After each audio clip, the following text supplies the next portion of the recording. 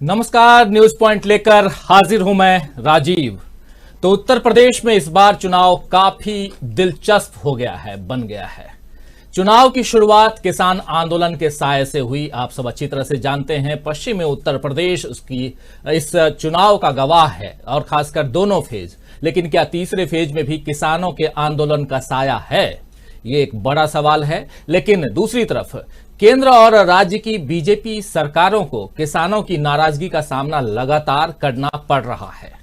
लखीमपुर कांड ने बीजेपी की मुश्किल और बढ़ा दी। उस वक्त आप याद कीजिए जब लखीमपुर की घटना घटी थी, लेकिन रही सही कसर कई दिग्गज नेताओं के बीजेपी खासकर कहें तो बीजेपी में आने जाने और बीजेपी से इधर उधर जो कवायदे चली कि कोई किधर जा रहा है, कोई कहीं और जा रहा है, उस पर इन लोगों की जो मुश्किलें हैं वो और बढ़कर जो है वो सामने आई। इसके बावजूद हिंदू मुस्लिम एंगल को बीजेपी ने गर्म रखा। अब्बा जान, आपको याद होगा, अब्बा जान, जिन्ना, शमशान, कब्रिस्तान का शोर चुनाव में सुनाई देता रहा। अखिलेश अली जिन्ना बोलकर बीजेपी ने घेरने की कोशिश की। हालांकि अखिलेश ने यानी अखिलेश यादव ने भी मजबूती से पलटवार किया, मगर अब समाजवादी पार्टी को फंसाने के लिए आतंक का एंगल बीजेपी ने ढूंढ निकाला है। अनुराग ठाकुर ने आज अहमदाबाद ब्लास्ट केस में सजा पाए गए एक आतंकी के पिता के समाजवादी पार्टी के साथ संबंधों का खुलासा करते हुए अखिलेश यादव को घेरा है, और साथ ही 2012 के समाजवादी पार्टी के मैनिफेस्टो की याद भी दिलाई है, जिसमें लिखा था कि मुस्लिम युवाओं के खिलाफ लगे आतंक के आरोपों को वापस लिया जाएगा। यह 2012 की बात है, और चार्ज लगाने वाले पुलिसकर्मियों के खिलाफ कार्रवाई की जाएगी। यह समाजवादी पार्टी ने 2012 के मैनिफेस्टो में लिखा था। आप जानते ही हैं दोस्तों कि यूपी में 2 चरणों के लिए वोटिंग हो चुकी है, और अब कल तीसरे चरण की वोटिंग है, और इस बीच चौथे चरण के लिए प्रचार तेज हो चुका है, क्योंकि मात्र 3 दिन बाद चौथे चरण का मतदान भी है। और शुरुआती 2 चरणों में यही अनुमान लगाया जा रहा है कि इस बार बीजेपी बुरी तरह से पिट रही है। अखिलेश यादव तो अभी से बहुमत का दावा पेश करने लगे हैं। शतक, सेंचुरी 2 चरणों में बोल रहे हैं। कल उनके लिए यानी अखिलेश यादव के लिए भी परीक्षा का दिन है, क्योंकि करहल विधानसभा क्षेत्र से अखिलेश यादव उम्मीदवार हैं और पहली बार विधानसभा चुनाव वो लड़ रहे हैं। इससे पहले आपको याद होगा कि जब वो 2012 में मुख्यमंत्री बने थे तो विधान परिषद के सदस्य यानी एमएलसी बने थे। लेकिन अब मतदान के ठीक एक दिन पहले बीजेपी ने आतंक का एंगल लाकर जो चुनावी धमाका करने की कोशिश की है, क्या उससे अखिलेश परेशान होंगे? क्या समाजवादी पार्टी के लिए यह खुलासा मुसीबत बनेगा? दोस्तों, आज इसी पर हम चर्चा करेंगे। यूपी में अखिलेश को अगर आतंकियों का साथ देने के मसले पर घेरने की कोशिश की गई तो पंजाब में यही हाल अरविंद केजरीवाल का भी हो रहा है। हालांकि वहां आम आदमी पार्टी को नुकसान हुआ तो कांग्रेस फायदे में रहेगी, मगर बीजेपी भी इसमें अपना हिस्सा जरूर चाहेगी।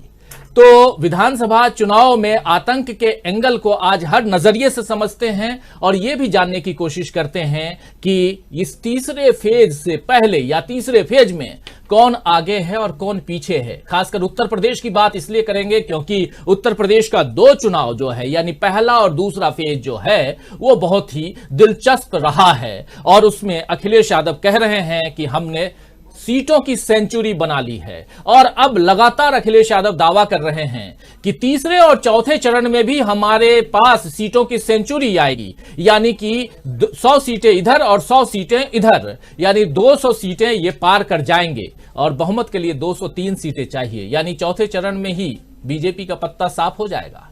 तो सवाल बहुत हैं, और इन सवालों के बीच एक बड़ा सवाल यह है कि क्या बीजेपी ने अपना ट्रंप कार्ड चल दिया है? ये जो ट्रंप कार्ड है वो क्या है, ये सब समझेंगे। आइए, हमारे साथ कुछ साथी मौजूद हैं, वरिष्ठ पत्रकारों की टोली मौजूद है। आइए सबसे आपका परिचय करवाऊं और चर्चा को आगे बढ़ाएं। हमारे साथ सीधे स्टूडियो से जुड़े हुए हैं हमारे साथी वरिष्ठ पत्रकार पुष्प रंजन जी, हमारे साथ अमरिंदर उपाध्याय जी जुड़े हुए हैं, हमारे साथ दीपक पाचपोर जी जुड़े हुए हैं, और हमारे साथ जुड़े हुए हैं राज त्रिपाठी जी सीधे मैनपुरी से।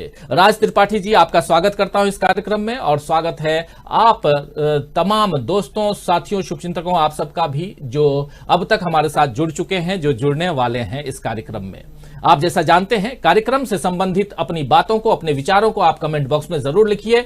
और आप किस नजरिए से देख रहे हैं उत्तर प्रदेश के चुनाव को, आप किस नजरिए से देख रहे हैं पंजाब के चुनाव को जो कल होने वाला है, इस पर भी अपनी बातों को, अपने विचारों को जरूर रखिए। चर्चा को आगे बढ़ाएं।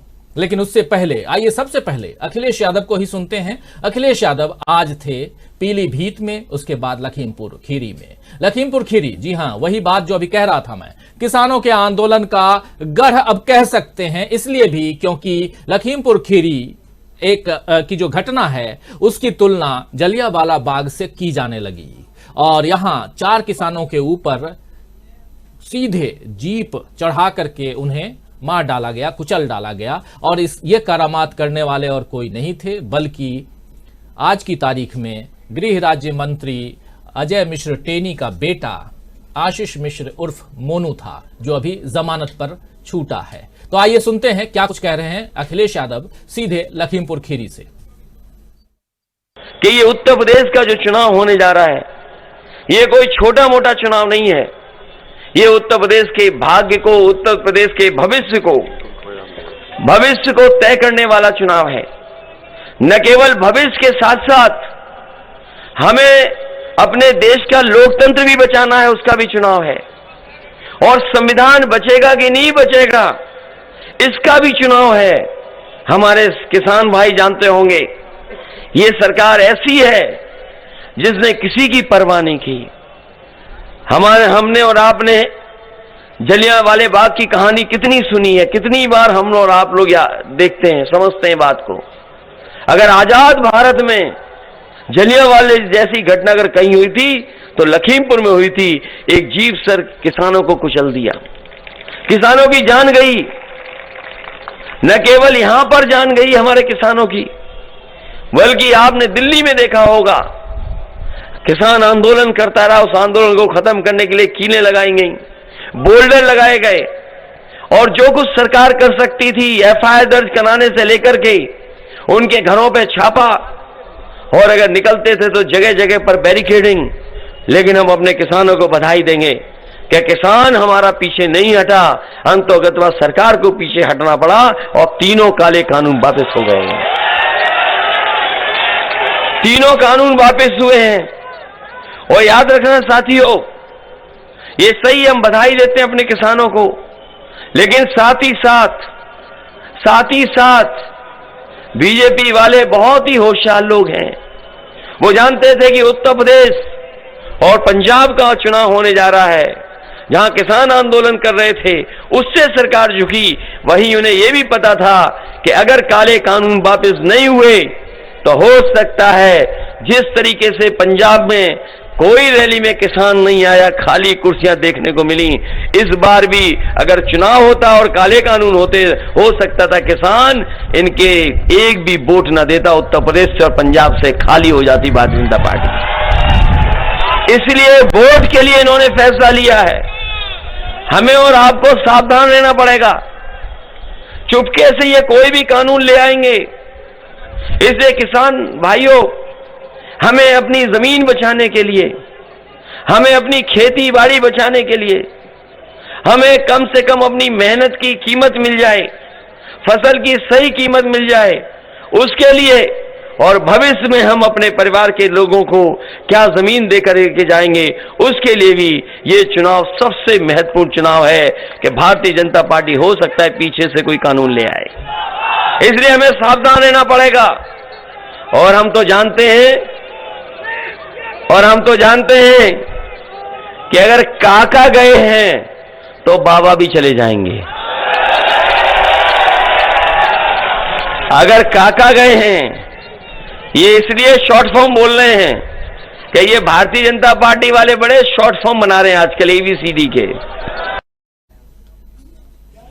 तो काका गए हैं तो बाबा भी चले जाएंगे। काका मतलब काला कानून, काले कानून की बात कर रहे हैं। काला कानून यानी किसानों के ऊपर जो थोपे गए तीनों कानून उसकी बात कर रहे थे अखिलेश यादव। तो काका गए हैं तो बाबा भी चले जाएंगे, बाबा बोल रहे हैं योगी आदित्यनाथ को।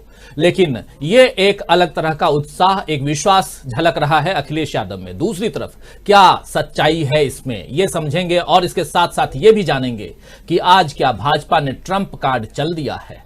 भाजपा का ट्रंप कार्ड आखिर है क्या, ये भी जानेंगे। लेकिन सबसे पहले चूंकि ये किसानों के आंदोलन का एक गढ़ बन चुका है लखीमपुर खीरी, जहां चौथे चरण में मतदान है, और यहां के किसान, यहां के लोग और इस आंदोलन में जो कुछ भी हुआ, खासकर किसानों को के ऊपर जो गाड़ी चढ़ी थी और उसके बाद से जो बर्ताव हुए, इन सब का क्या असर है और क्या तीसरे फेज में भी इसका कुछ असर दिखाई दे रहा है, ये जरा समझने की कोशिश करते हैं। इंजीनियर राज त्रिपाठी जी हमारे साथ जुड़े हुए हैं, मैनपुरी से जुड़े हुए हैं राज त्रिपाठी जी, लेकिन वो जो पूरा का पूरा क्षेत्र है उसको बहुत अच्छी तरह से जानते हैं। त्रिपाठी जी, मेरी आवाज आ रही है आप तक?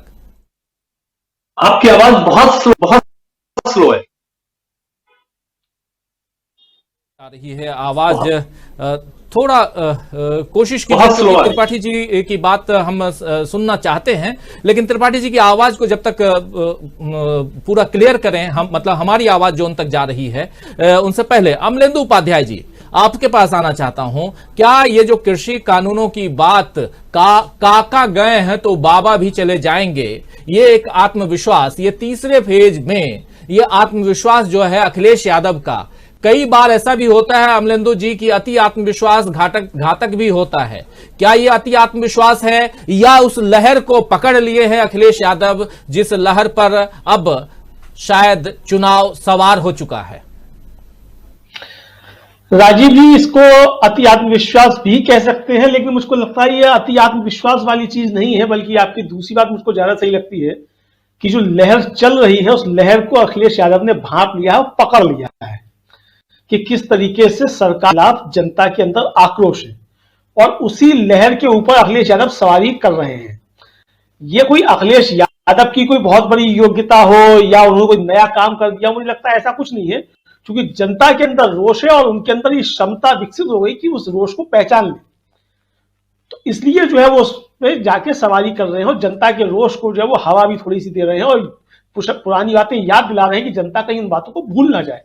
और मुझे लगता है कि कोई भी अच्छा राजनीतिक होगा तो वो इस तरीके की चीजों को निश्चित तौर पे जनता के दिमाग में जो है बार बार कुरेदता रहेगा कि आप इन चीजों को याद रखिए कि आपके साथ सरकार ने बुरे काम किए थे। तो अखिलेश यादव इसी तरीके से इस लाइन पे चल रहे हैं, मुझको ऐसा लगता है।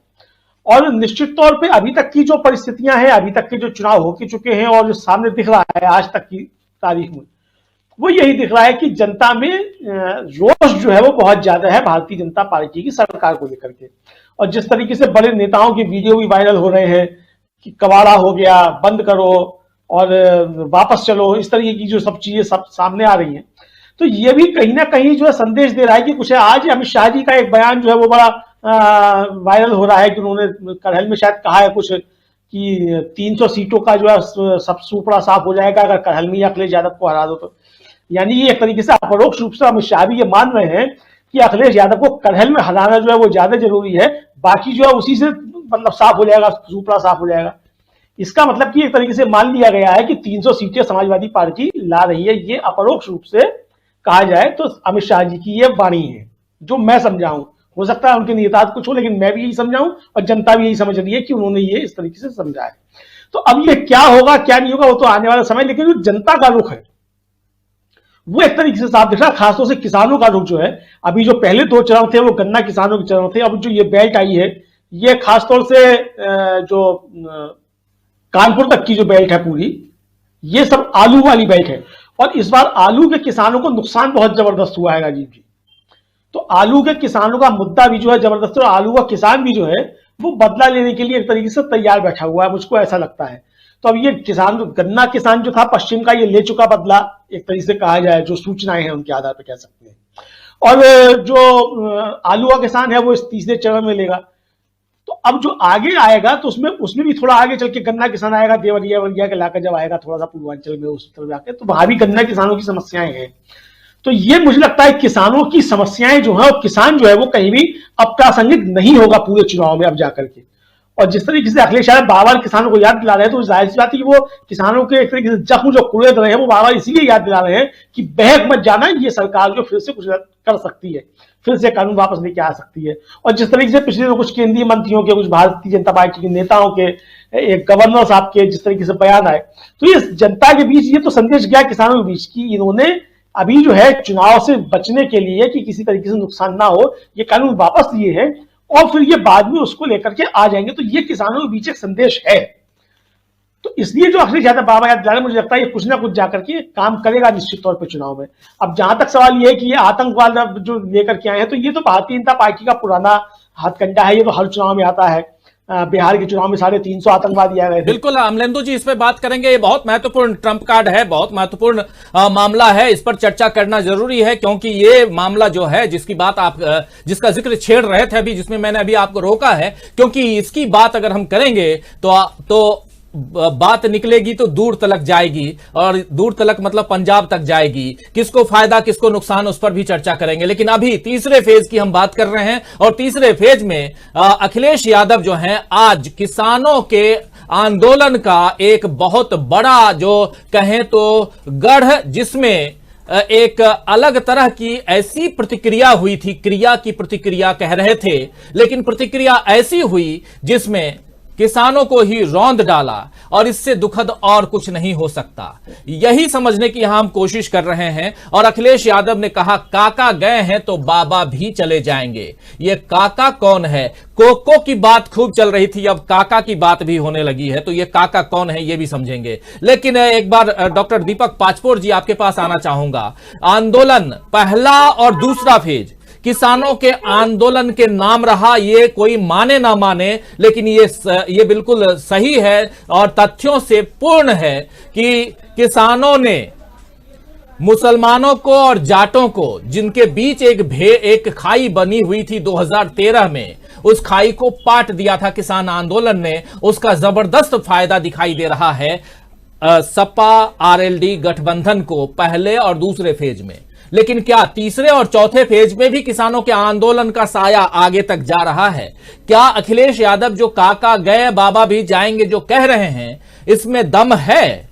आप किस नजरिए से देखते हैं जरा बताइए। और जो साथी बाद में जुड़े हैं, मैं कहूंगा कि थोड़ा सा काका गए बाबा भी जाएंगे जो मैं कह रहा हूं, तो अगर हो तो फटाफट थोड़ा इस बयान को सुना दीजिए, अखिलेश यादव के इस बयान को। उसके बाद दीपक पाचपोर जी आपके पास आऊंगा और यह समझने की कोशिश करूंगा कि इसका रिफ्लेक्शन कहां तक जा रहा है। और आज चर्चा हम यही कर रहे हैं कि तीसरे फेज में कौन आगे कौन पीछे। अभी तो सपा की बात कर रहे हैं, हम बीजेपी की बात भी करेंगे। और बीजेपी ने जो ट्रंप कार्ड चला है, क्या इस लहर में वो ट्रंप कार्ड उनके काम आएगा या नहीं, ये भी समझेंगे। तो विश्लेषण बहुत है, बहुत सारी बातें हैं, बहुत सारे तथ्य हैं, बहुत सारी टिप्पणियां हैं, लेकिन साथ साथ आप तमाम दोस्त साथी शुभचिंतक हमारे साथ जुड़े हुए हैं जो इन बातों पर अपनी बातें अपने विचार रख रहे हैं। आप जरूर रखिए अलग अलग प्लेटफॉर्म पर जहां हमसे जुड़े हुए हैं और जहां से हमें देख रहे हैं सुन रहे हैं, इन बातों पर आप गौर फरमाइए, अपनी बातों को भी रखिए। आइए एक बार फिर से सुनते हैं अखिलेश यादव काका गए बाबा भी जाएंगे क्या कुछ कह रहे हैं, सुन लेते हैं। और बात लखीमपुर खीरी की है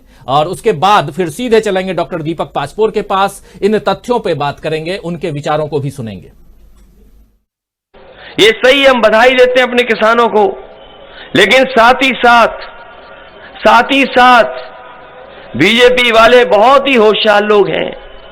वो जानते थे कि उत्तर प्रदेश और पंजाब का चुनाव होने जा रहा है, जहां किसान आंदोलन कर रहे थे, उससे सरकार झुकी। वहीं उन्हें यह भी पता था कि अगर काले कानून वापस नहीं हुए तो हो सकता है जिस तरीके से पंजाब में कोई रैली में किसान नहीं आया, खाली कुर्सियां देखने को मिली, इस बार भी अगर चुनाव होता और काले कानून होते, हो सकता था किसान इनके एक भी वोट न देता, उत्तर प्रदेश से और पंजाब से खाली हो जाती भारतीय जनता पार्टी।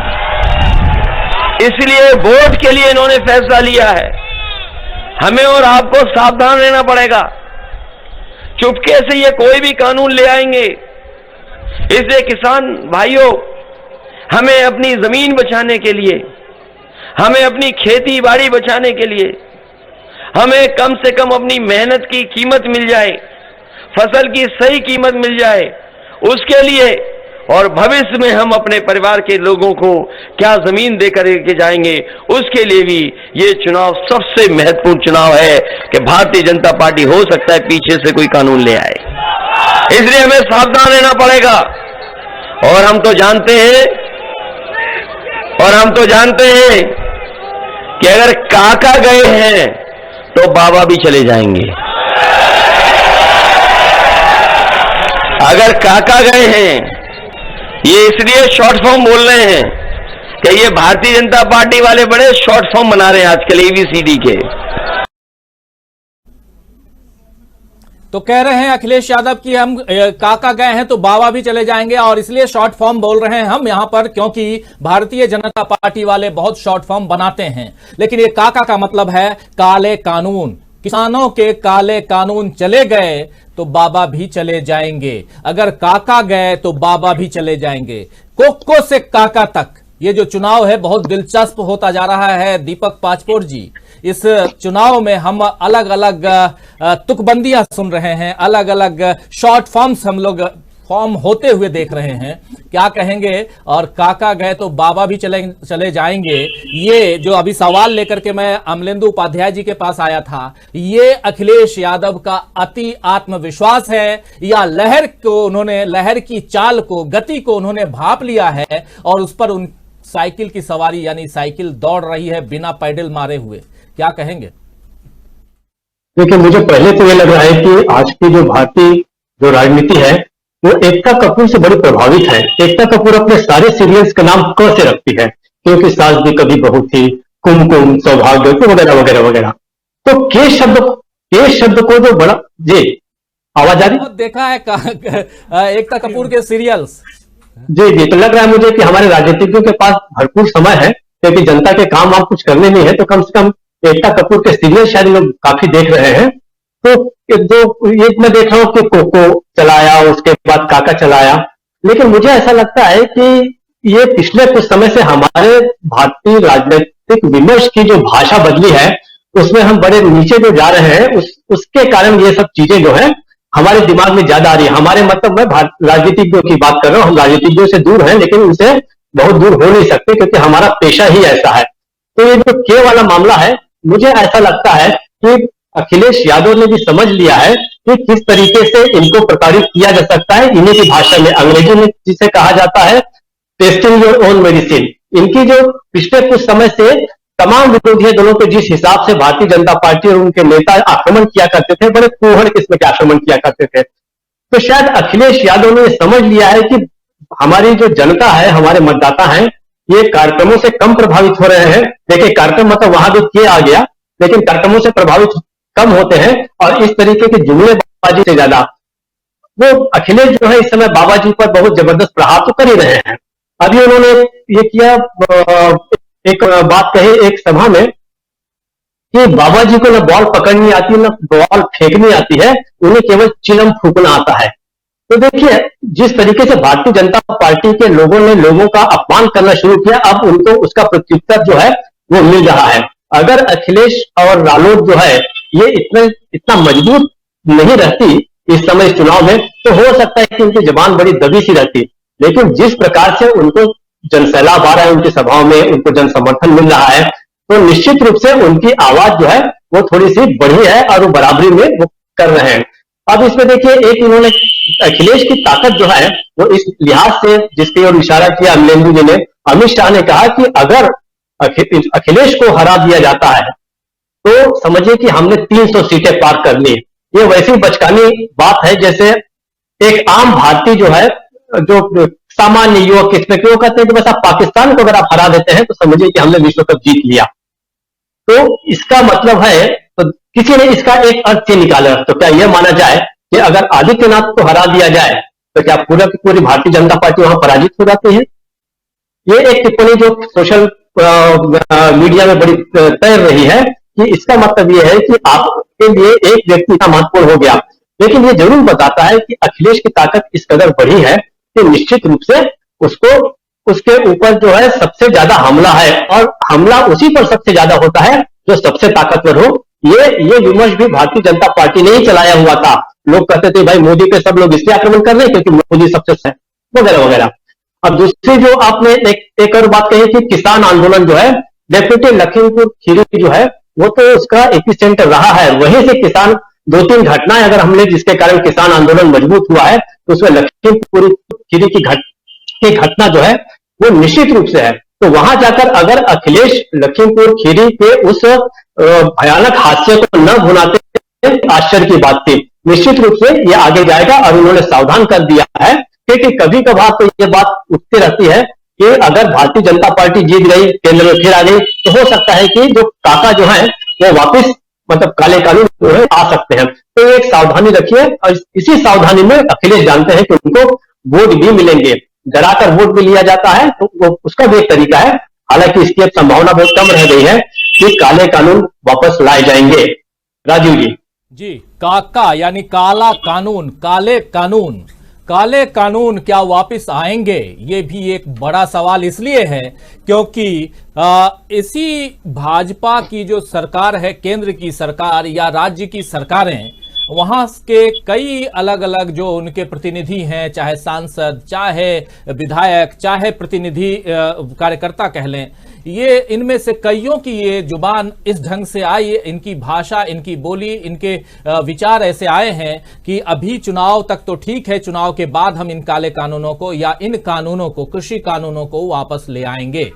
तो एक ये भी कहीं ना कहीं डर है। लेकिन सबसे बड़ा सवाल ये है यहां पर पुष्परंजन जी कि क्या अखिलेश यादव मजबूत हुए हैं इस चुनाव में, चुनाव दर चुनाव, या कहें दिन प्रतिदिन वो मजबूत होते जा रहे हैं, या वो पहले से मजबूत थे, या इस चुनाव की बात करें पहले फेज, दूसरे फेज के निकलने के बाद तीसरे और चौथे फेज में कह रहे हैं अखिलेश यादव कि हम पूर्ण बहुमत की ओर बढ़े चलेंगे, यानी सैकड़ा पार हमने कर लिया है पहले और दूसरे में, और तीसरे और चौथे में भी सैकड़ा पार कर लेंगे और इसके बाद हमारा पूर्ण बहुमत हो जाएगा और बाकी जो है वो बोनस में।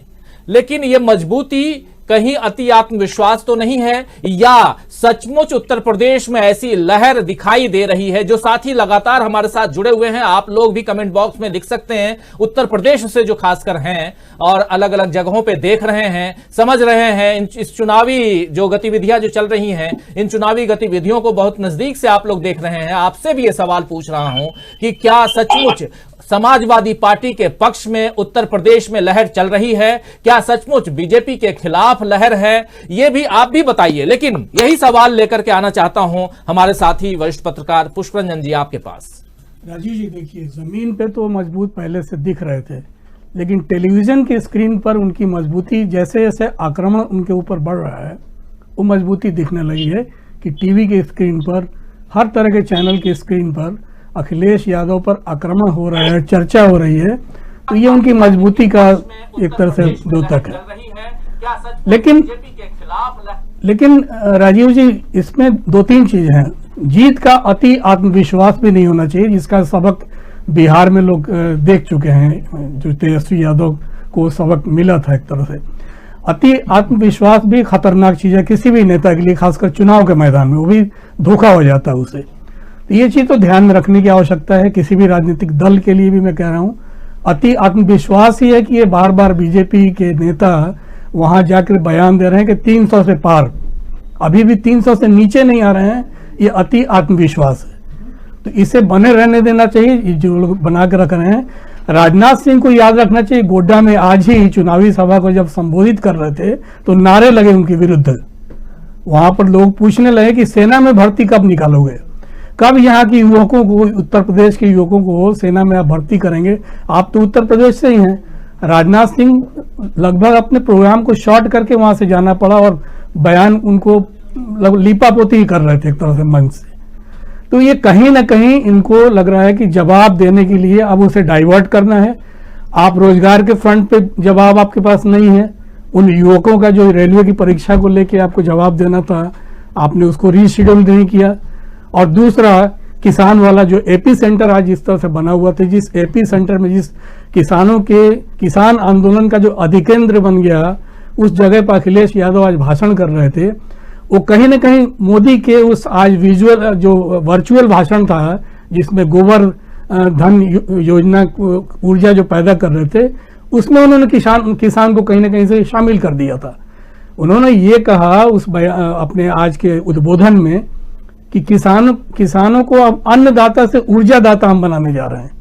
ऊर्जादाता कैसे वो बनाएंगे कि किसान के जो पराली है उसको भी जो कूड़ा कचरा से जो ऊर्जा पैदा करनी है, पराली हम खरीदेंगे और उसमें डालेंगे। आपको 7 साल के बाद आज कैसे याद आ गया कि पराली का सदुपयोग ऊर्जा उत्सर्जन के लिए किया जाएगा? आपको बहुत बाद में क्यों इन सब चीज़ों को याद आ रही है? किसान के लिए क्या करना नहीं करना है, और उनके लिए हर भाषण में मोदी जी को आज किसान की याद क्यों आ रही है? जब किसान कोई मुद्दा नहीं उनके लिए, तो किसान याद नहीं आना चाहिए उनको। तो आज भी अपने भाषण में वो कहीं ना कहीं से संबोधित कर रहे थे उत्तर प्रदेश के किसानों को खासकर। दूसरा, जिस तरह से राजीव जी आज गोली मारो मंत्री जो हैं आपके, उन्होंने जो बयान दिया है, वो बयान बड़ा दिलचस्प इस मायने में है कि कहीं ना कहीं कल जैसे ही कोर्ट का आदेश आया, जो गुजरात अक्यूज हैं 2008 के विस्फोट वाले, उन पर जिस तरह से कोर्ट का वर्डिक्ट आया है या जो निर्णय आया है, उस निर्णय को लेके ही लगा कि कहीं ना कहीं इसका लिंक, आखिर ये टाइमिंग क्यों है ये, और उसका लिंक कोई ना कोई चुनाव से जुड़ेगा वो। और वाकई वो जिस तरह के विजुअल अनुराग ठाकुर ने दिखाए मंत्री जो हैं इनके, उस विजुअल से, उस तरह के विजुअल तो आप बहुत अगर खोदना शुरू करें तो बहुत निकलेंगे। गोधरा के जो अक्यूज थे उन लोगों से बीजेपी नेताओं से मिलते हुए मिल जाएंगे, कई सारे विजुअल उत्तर प्रदेश के मिल जाएंगे। लेकिन आपने जिस तरह से उसको आजमगढ़ के से जोड़ा है, और उस जो जिसे फांसी की सजा मिली है उससे जोड़ा है, सैफी के फादर से जोड़ा है, इन सब चीजों को लेके बुनने की चेष्टा हो रही है। बिल्कुल बिल्कुल पुष्परंजन जी, आपको रोकूंगा, और जिस मसले को लेकर आप यहां बात कर रहे हैं, उसी मसले पे मैं बार बार कह रहा था कि क्या बीजेपी ने ट्रंप कार्ड चल दिया है? ये ट्रंप कार्ड है क्या आज अनुराग ठाकुर केंद्रीय मंत्री हैं, आईएनबी मिनिस्टर हैं, और उन्होंने आज जो प्रेस कॉन्फ्रेंस करके समाजवादी पार्टी का जो एक दूसरा रूप दिखाने की उन्होंने कोशिश की है, इससे क्या बीजेपी को फायदा होगा, क्या समाजवादी पार्टी को घाटा होगा? इस पर चर्चा करेंगे, लेकिन उससे पहले अनुराग ठाकुर क्या कुछ कह रहे हैं, आइए जरा सुन लेते हैं, और फिर पुष्परंजन जी आप जो बात रख रहे थे उस बात को और आगे बढ़ाते हैं। आइए जरा सुनते हैं अनुराग ठाकुर को।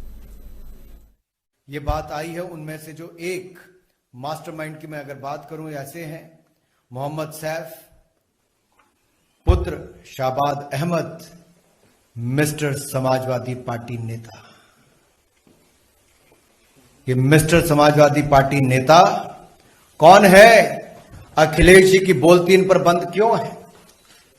ये जो चित्र मैं आपके सामने मिस्टर समाजवादी पार्टी नेता के रख रहा हूं, ये उस समय के समाजवादी पार्टी के मुख्यमंत्री यानी कि उत्तर प्रदेश के मुख्यमंत्री अखिलेश यादव जी, पीछे आप देख सकते हैं उत्तर प्रदेश सरकार का चिन्ह नजर आ रहा होगा।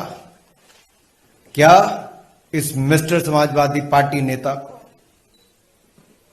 उस समय के मुख्यमंत्री अखिलेश यादव जी ने बिरयानी खाने के लिए बुलाया था, जिनका बेटा मास्टरमाइंड और धमाकों में शामिल होने का नाम आया है? क्या इस पर अखिलेश यादव जी चुप्पी तोड़ेंगे? आजमगढ़ को आतंकवादियों का गढ़ बनाने का काम जिन लोगों ने किया है, क्या उस पर समाजवादी पार्टी अपनी चुप्पी तोड़ेगी? इनको पुलिस पर भरोसा नहीं है, एटीएस पर भरोसा नहीं है, लेकिन आतंकवादियों को संरक्षण देने में पूरी ताकत लगा देते हैं। मैं तो कहूंगा आतंकियों से करे प्यार, जिन्ना के कसीदे गाए हजार, यूपी पुलिस पर करे वार, समाजवादी है तुष्टीकरण के यार। ये तुष्टीकरण की राजनीति के कारण ही गुंडे, माफिया, आतंकियों को बल मिलता रहा समाजवादी पार्टी की सरकार में। पिछले 5 वर्षों में कमर तोड़ने का काम उत्तर प्रदेश में योगी जी ने किया है, अपराधियों की, गुंडों की, माफियों की। आपने भाषा देखी होगी अखिलेश जी की, ए पुलिस वालों, ए पुलिस वालों, कैसे बोला क्या?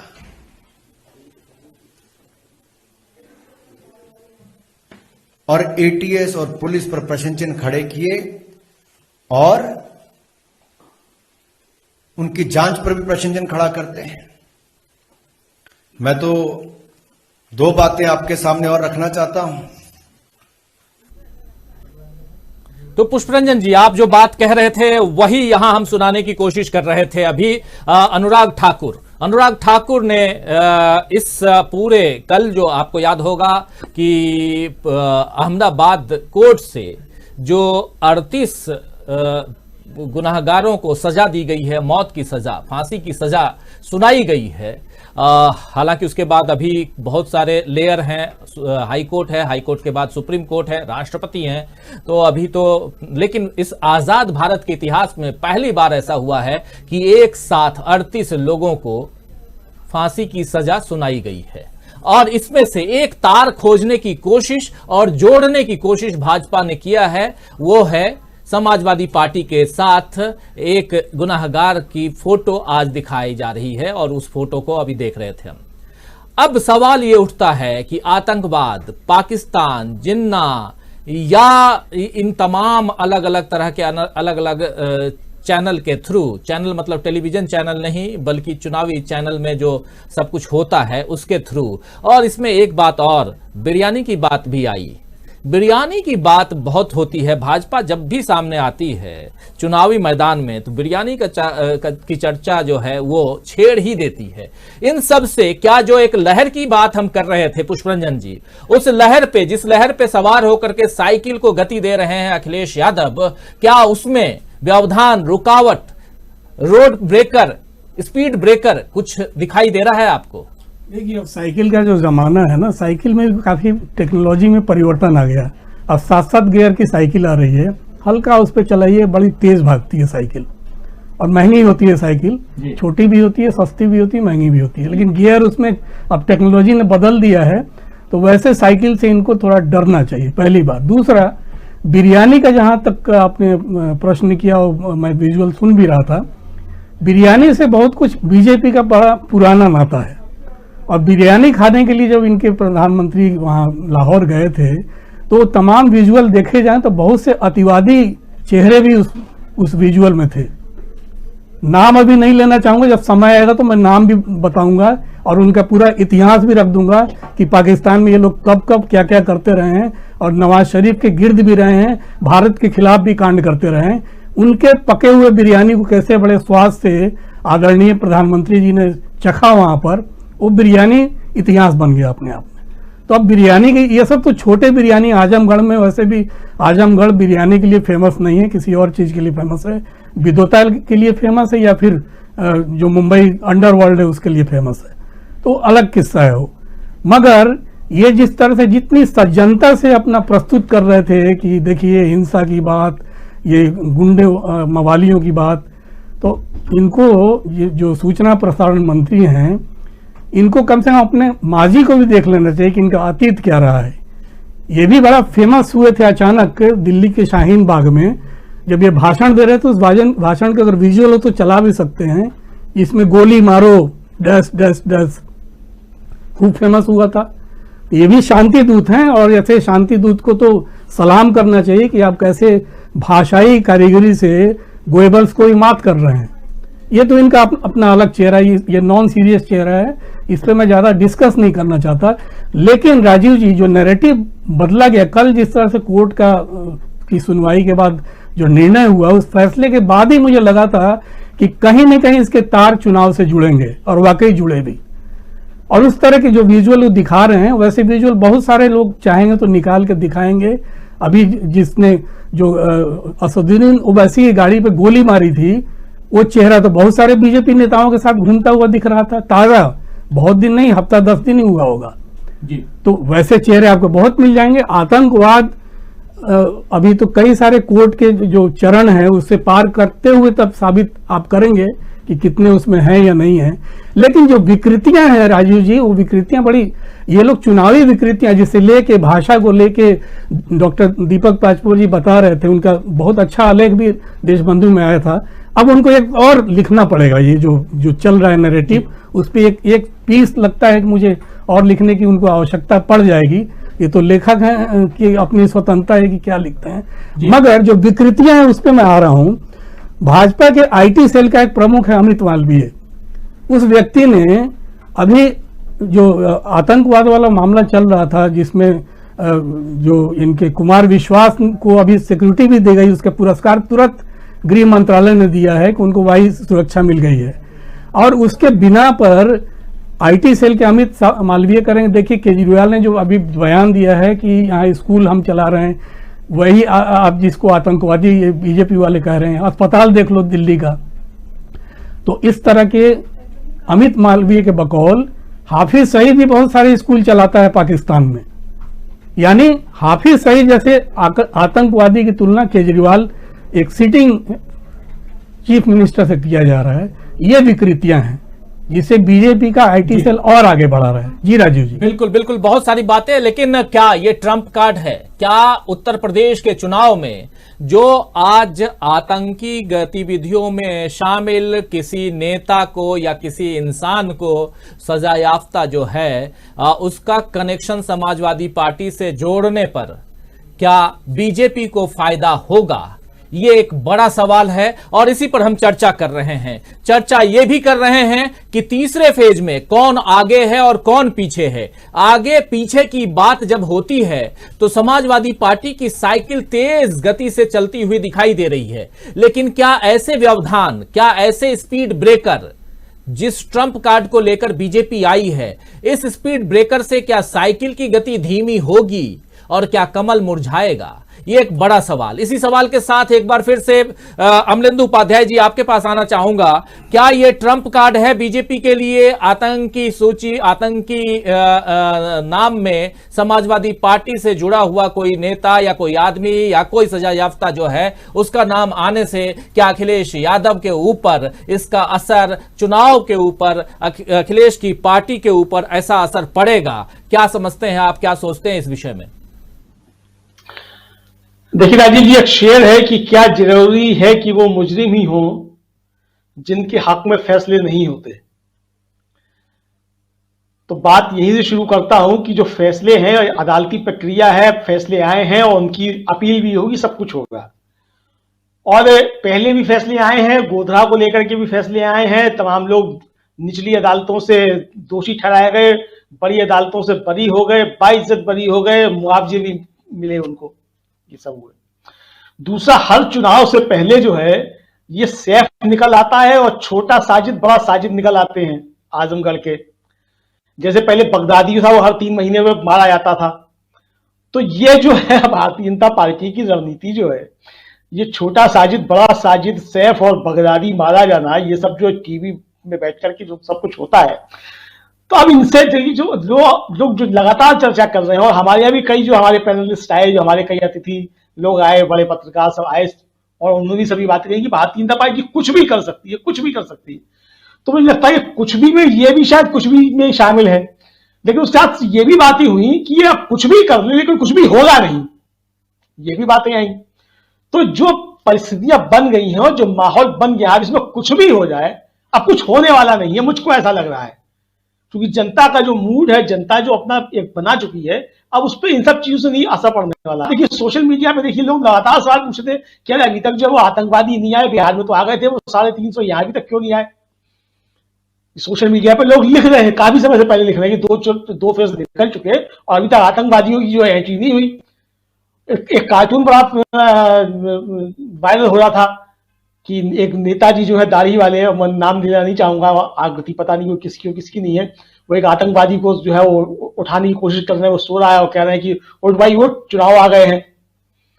तो ये जो चीजें हैं, तो मतलब जनता भी समझ चुकी है कि इनके पास हथियार क्या है और ये किन हथियारों का प्रयोग करेंगे। और ये असल में ये हथियार बहुत सारे इसलिए हो चुके हैं, हर चुनाव में आपके पास एक ही हथियार होता है। भाई कभी तो कोई बदल लिया करो, उनमें धार नहीं लगा लिया करो, तो वो नहीं है। तो ये पुराने हथियार जो हैं ये खुट्टल हो चुके हैं, ये खुट्टल हथियार हैं राजनीति के। तो इन खुट्टल हथियारों से अब जंग जीती नहीं जा सकती है। आप स्वांता सुखाए जो है वो थोड़ी देर के लिए कुछ कर लें, थोड़ी बातें कर लें, हो सकता है आप उसको संतुष्टि मिल जाए कि हम इस पर कुछ कर लेंगे। जो उत्तर प्रदेश में मसले बन चुके हैं, उन मसलों का अगर भारतीय जनता पार्टी के पास कोई जवाब हो तब तो बात कुछ बन सकती है। मसले क्या है, किसानों की समस्याएं हैं, उनके अगर भारतीय जनता पार्टी के पास कोई जवाब हो, बेरोजगारों के अगर कोई सवालों के जवाब हो, छात्रों की समस्याओं के कोई जवाब हो, कोरोना से मिसमैनेजमेंट जो हुआ, जो गंगा में तैरती हुई लाशें थी, उनके अगर भारतीय जनता पार्टी के पास कोई जवाब हो, तो ये जिन्ना, तालिबान, पाकिस्तान, आतंकवाद, ये सब चल सकते थे।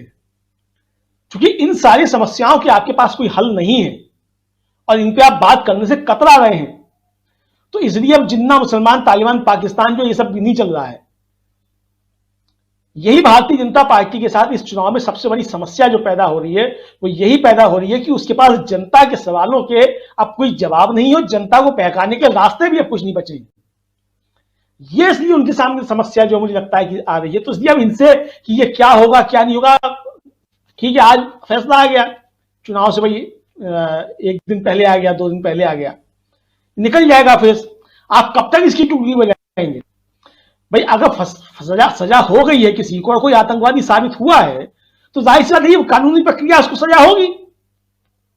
उसमें भारतीय जनता पार्टी का क्या रोल है? जो आप जो कह रहे थे अपने अनुराग ठाकुर जी कि भाई आपने पुलिस वालों के लिए अखिलेश यादव की भाषा सुनी है, मुझे लगता है कि उनको अमित शाह जी की भाषा सुन लेनी चाहिए। वीडियो वायरल है सोशल मीडिया पे, पुलिस वाले के लिए किस तरीके से अमित शाह जी बोल रहे हैं। तो भाषा जो है मुझे लगता है अमित शाह जी की ज्यादा खराब है पुलिस वालों के लिए, अखिलेश यादव की कम खराब है। मैं ये नहीं कह रहा हूं कि अखिलेश यादव की भाषा बहुत अच्छी है जो वीडियो वायरल हो रहा है, लेकिन अमित शाह जी की भाषा और भी ज्यादा खराब है। तो ये सारी परिस्थितियों में आपको चलना नहीं है। Rajiv, sorry for interjecting. संसद में मोदी जी का कोई तस्वीर ले रहे थे फोटोग्राफर, और कोई फूल थमा रहा था, उनका स्वागत कर रहा था दरवाजे पर ही। एक पुलिस वाला जो बीच बीच में फूल उनका पकड़ लेता था, सबने देखा होगा, तो मोदी जी ने डांटा कि तुम यहाँ आगे बार बार क्यों आ रहे हो, हटो एक तरफ। तो ये बड़ा सम्मान कर रहे थे पुलिस वाले का। जी राजीव जी बिल्कुल, सम्मान की बात, बहुत सारे सम्मान और ऐसी चीजें जो हैं, तिरस्कार, ये सब सामने आ चुके हैं। कई सारे विजुअल्स हम सबके सामने हैं, उसकी चर्चा करें। लेकिन अब जब हम चर्चा कर रहे हैं कि तीसरे फेज में कौन आगे कौन पीछे, बहुत सारी बातें, और हम लगातार जो वर्तमान सरकार है उसकी अच्छाइयां उसकी बुराइयां सब गिनाते रहते हैं। लेकिन अभी सामने चुनाव है और इस चुनावी रथ पर जितनी पार्टियां सवार हैं, इन सवारों में कौन आगे चल रहा है कौन पीछे चल रहा है। अमलेंदु जी, एक बार फिर से आपके पास आऊंगा और ये जरा समझाइए कि जो मैनपुरी का एरिया है, जो इटावा का एरिया, ये जो पूरा का पूरा जो पार्ट है यादव बेल्ट जो कहलाता है, और इसमें खासकर अगर देखा जाए तो बहुत बड़ा डेंट लगाया था चाचा शिवपाल सिंह यादव ने पिछली बार। क्या इस बार, क्योंकि चाचा को लेकर के कल न सिर्फ अमित शाह बल्कि इन्होंने योगी आदित्यनाथ ने बहुत सारी बातें कही हैं। योगी आदित्यनाथ ने कहा कि शिवपाल को बैठने तक नहीं दिया, और भी बहुत कि वो देखिए सीट पे नहीं बैठने दिया, सीट के हैंडल पर बैठे। क्या इन सब का असर अभी जब कल चुनाव होने वाला है, वो जो पूरा का पूरा बेल्ट जो कहा जाता है, सैफई है और एटा है, इटावा है, मैनपुरी है, करहल से खुद चुनाव लड़ रहे हैं, इस पर असर पड़ता हुआ दिखाई दे रहा है क्या अमलेंदु जी? देखिए राजीव, इसमें भारतीय जनता पार्टी जो थी, वो जब तक कि शिवपाल सिंह का अखिलेश यादव से का समझौता नहीं हुआ था, वो ये मान के चल रहे थे कि शिवपाल सिंह का हमको समर्थन मिल जाएगा और ओवैसी के साथ गठबंधन करा के या और करा के हमको जो इसका फायदा मिलेगा। और जिस तरीके से 2017 के चुनाव में समाजवादी पार्टी को इस बेल्ट में नुकसान पहुंचा था, वो नुकसान पहुंचेगा। इस मामले में शिवपाल सिंह ने भी और अखिलेश यादव ने भी, दोनों ने बड़ी समझदारी के साथ आखिरी समय तक ये सस्पेंस बनाए रखा कि समझौता होना है कि नहीं होना। बार बार शिवपाल सिंह यादव के बयान आते रहे कि अगर मुझसे समझौता नहीं हुआ तो मैं सोचूंगा, फिर मैं सोचूंगा, फिर मैं सोचूंगा। और जब एन घड़ी आ गई चुनाव की एकदम, तब जाकर के एकदम से वो समझौता हो गया। तो ये भारतीय जनता पार्टी के लिए एक तरीके से कहा जाए तो बड़ी जो थी वो चोट पहुंची एकदम से। तो उनको लग रहा था कि अपर्णा यादव और शिवपाल सिंह अगर दोनों आ जाते हैं तो ये अखिलेश यादव के लिए बहुत जबरदस्त तरीके से झटका होगा। और ये चर्चाएं बहुत समय से थी कि शिवपाल यादव को जो है उत्तर प्रदेश का उप मुख्यमंत्री बनाए जाने के लिए नीतीश कुमार के जरिए साधा जा रहा था। ये बहुत पहले से चर्चाएं थी और शिवपाल सिंह यादव जो थे वो कभी यहां कभी ना होते, वो इस तरीके की बातें कर देते हैं। हो सकता है शिवपाल सिंह यादव भी जो है वो भारतीय जनता पार्टी को उसी अंदाज में कच्चा देते रहे हो कि आखिर में आना जो है परिवार के अंदर ही है। तो अब जो परिस्थितियां बनी है उसमें भारतीय जनता पार्टी को उस बेल्ट में जबरदस्त तरीके से नुकसान हुआ है। एक तो जो स्वामी प्रसाद मौर्य जिस तरीके से समाजवादी पार्टी के साथ आए और स्वामी प्रसाद मौर्य को समाजवादी पार्टी ने जिस तरीके से महत्व दिया है, और उधर तो केशव प्रसाद मौर्य का हेलीकॉप्टर छीन लिया गया, यहां स्वामी प्रसाद मौर्य को भी हेलीकॉप्टर दिया गया है। और जो एटा, इटावा, मैनपुरी और फर्रुखाबाद, ये सब जो बेल्ट है, इसमें शाक्य मतदाता भी एक बड़ी तादाद में है। मतलब यादवों के बाद शाक्य और लोध वोट जो है वो लगभग बराबर कई जिलों में है। तो अब वो शाक्य मतदाता जो है वो भी समाजवादी पार्टी के साथ बिल्कुल एकदम एकजुट हो गया है इस इलाके में। और शिवपाल सिंह यादव के साथ आने के साथ जो यादवों की अंदरबाजी, जो गुटबाजियां थी और एक दूसरे के खिलाफ जो धड़ेबाजी थी, वो भी ये एकदम से समाप्त होकर के वो सब एकजुट हो गए हैं।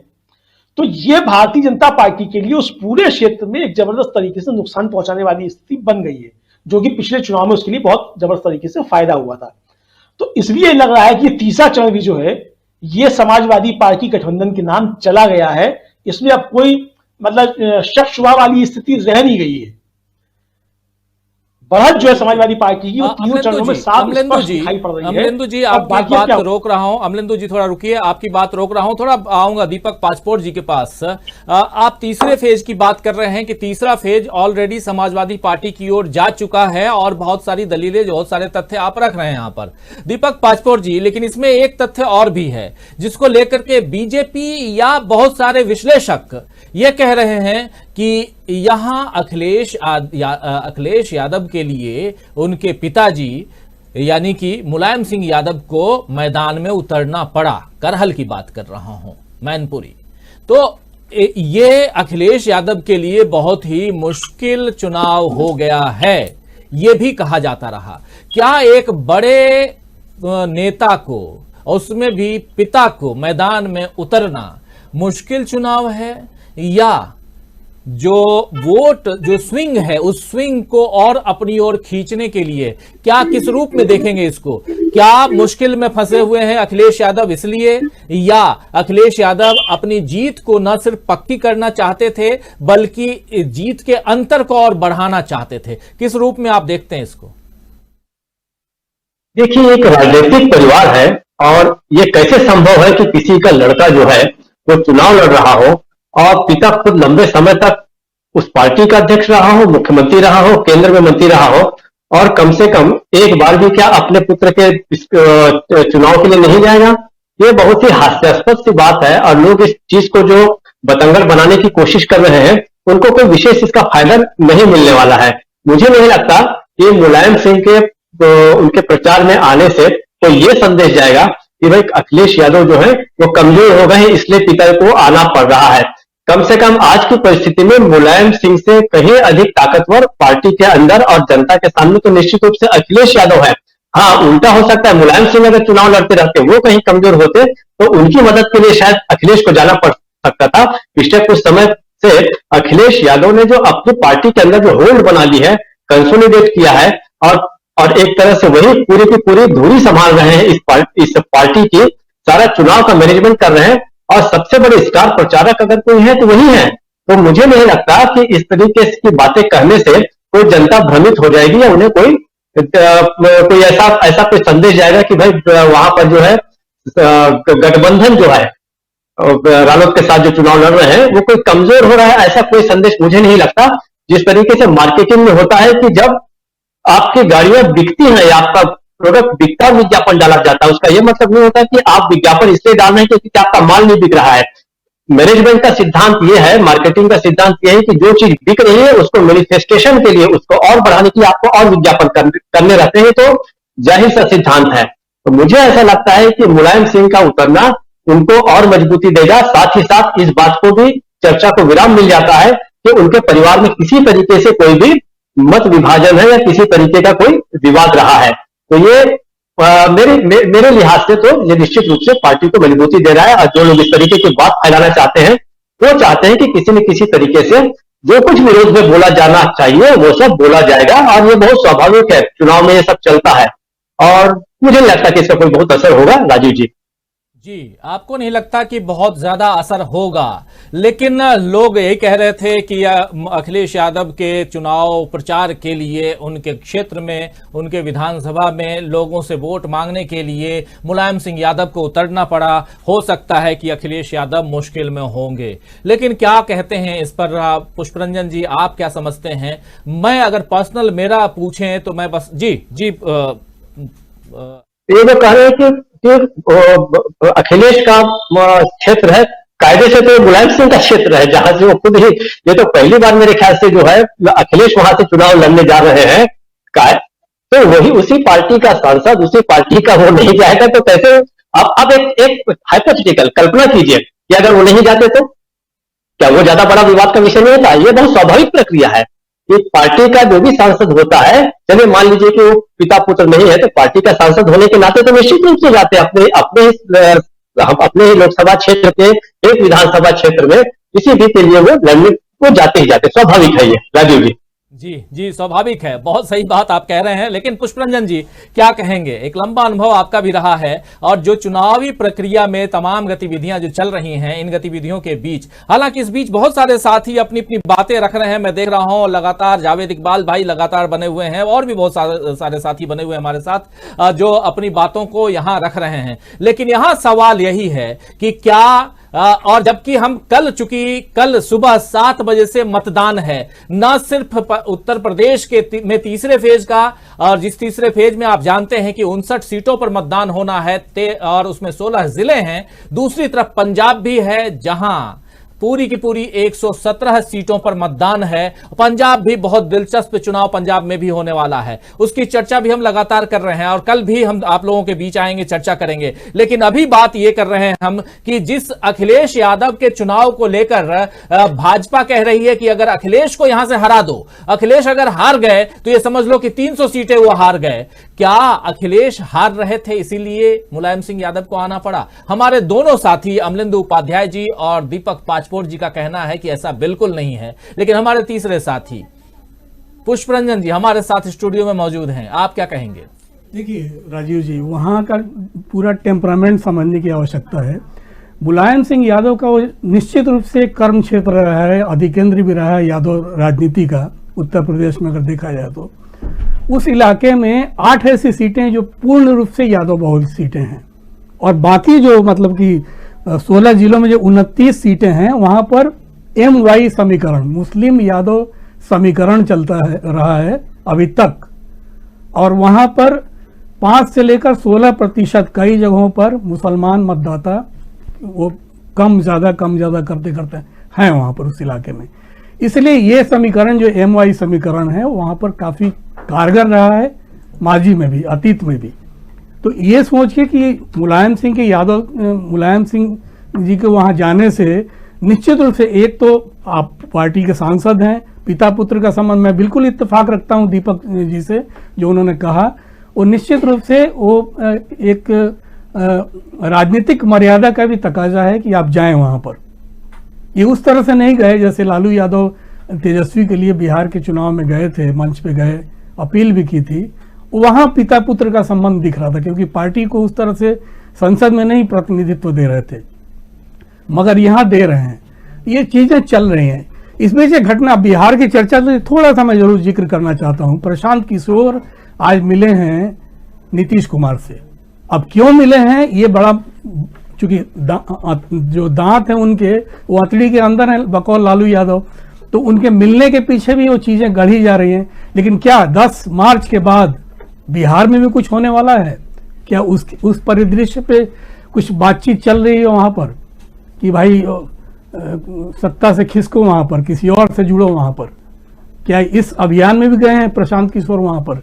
एक अलग प्रश्न है। लेकिन फिर हम वापस उत्तर प्रदेश में आते हैं कि जिस तरह से ये लोग लगातार, मुझे लगता है कि दूसरे मोर्चे पर, सोशल मीडिया के मोर्चे पर, टेलीविजन के कुछ ऐसे चैनल हैं जो इनको परेशानी पैदा कर रही है इनके लिए, और उस वजह से ये जो गोली मारो मंत्री हैं, सूचना प्रसारण मंत्री, इनकी निगाहें अब लगातार सोशल मीडिया के उन तमाम चैनलों पर या उन वैसे चैनलों पर जो कि मोबाइल टीवी वाले चैनल हैं जहां पर ये बहुत पीछे पड़ रहे हैं, वो जमीन की खबरें वहां से निकल के आ रही हैं, उनको लगता है कि धीरे धीरे बंद कराने की प्रक्रिया में लग रहे हैं। ये भी एक प्रश्न है राजीव जी, इस प्रश्न का उत्तर तो सरकार को देर सवेर देना पड़ेगा।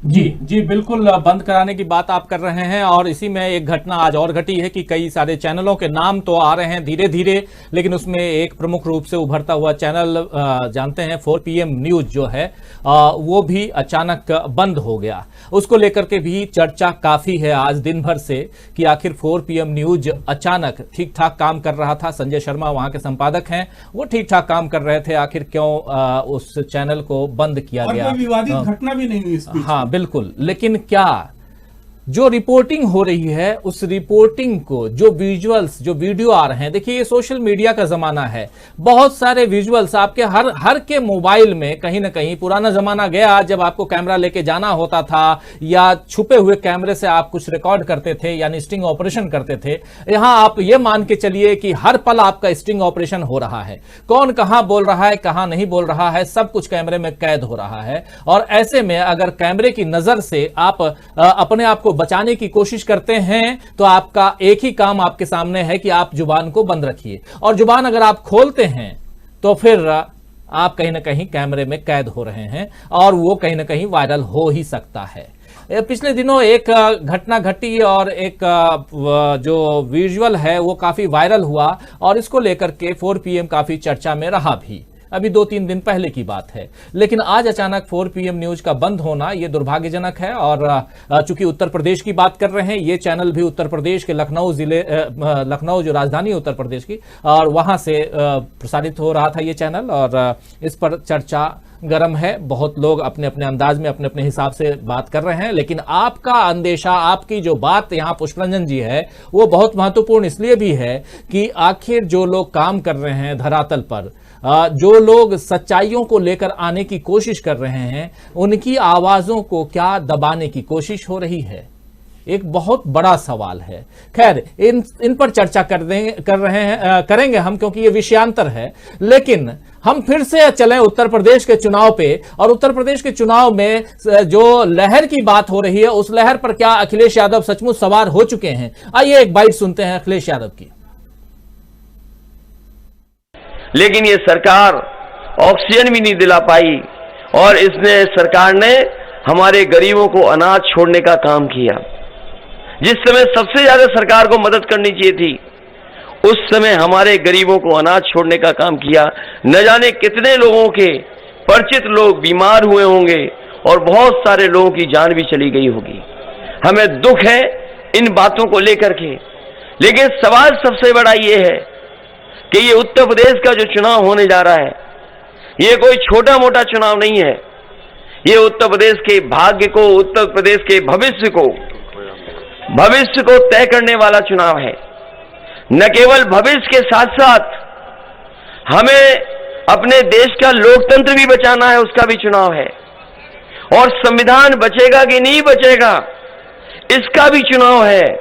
हमारे किसान भाई जानते होंगे ये सरकार ऐसी है जिसने किसी की परवाह नहीं की।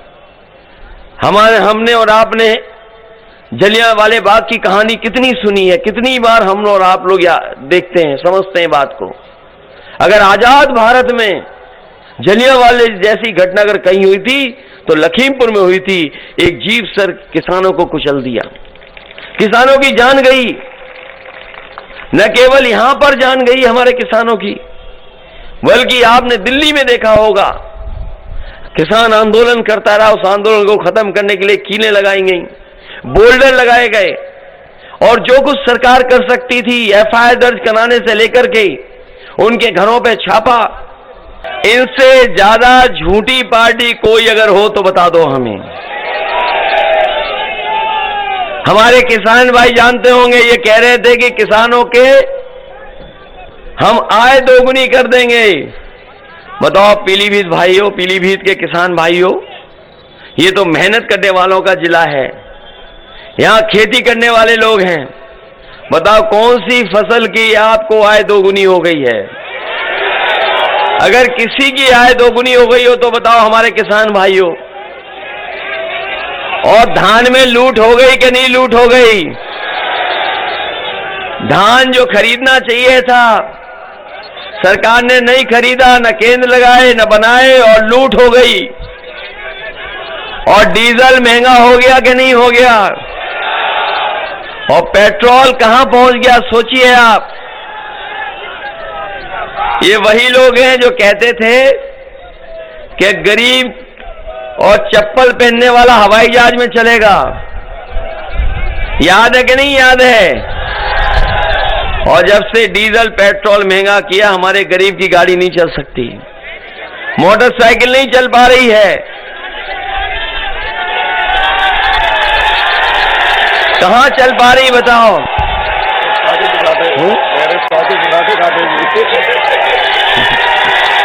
ये इन्होंने, मैं जानता हूं जो इशारा आप कर रहे हो, क्योंकि साइकिल को न पेट्रोल न डीजल की जरूरत, केवल पैडल और मेहनत की जरूरत है। इस बार साइकिल की कोई रफ्तार नहीं पकड़ सकता। और मैं कह रहा हूं आपसे, आप देख लेना, जिस समय पीलीभीत वाले वोट डाल देंगे, जब पीलीभीत वाले वोट डाल देंगे तो देखना बीजेपी के बूथों पर भूत नाचेंगे, कोई आदमी नजर नहीं आएगा। ये मैं जानता हूं, साइकिल वाले बैठे हैं साहब। बताओ खाद मिल गई कि नहीं मिल गई? और न डीएपी मिली आपको। और अगर बोरी देखी होगी तो बोरी में चोरी हो गई कि नहीं हो गई? हमारे किसानों को रात भर रखवाली करनी पड़ रही है खेतों की। तो ये अखिलेश यादव अपने अंदाज में, और 2012 और 2022 के अखिलेश यादव के अंतर को अगर देखा जाए तो बहुत फर्क आपको दिखाई देगा भाषण की कला से लेकर। और यहां बड़ी बात ये कि अखिलेश यादव आत्मविश्वास उनमें भरपूर अभी दिखाई दे रहा है, और खासकर लोकतंत्र को बचाने का चुनाव है, ये संविधान को बचाने का चुनाव है। और साथ साथ जलियांवाला बाग से तुलना कर रहे हैं लखीमपुर खीरी की घटना को, और ये दुर्भाग्यपूर्ण है। आप सब बहुत अच्छी तरह से जानते हैं कि क्या कुछ हुआ था, लेकिन जब युवाओं की बात हो, किसानों की बात हो, बेरोजगारों की बात हो, खाद, अन्न, इन तमाम चीजों की बात हो, तो सब कुछ रख रहे हैं यहां पर। और उसके साथ साथ महंगाई, पेट्रोल, डीजल, सब कुछ।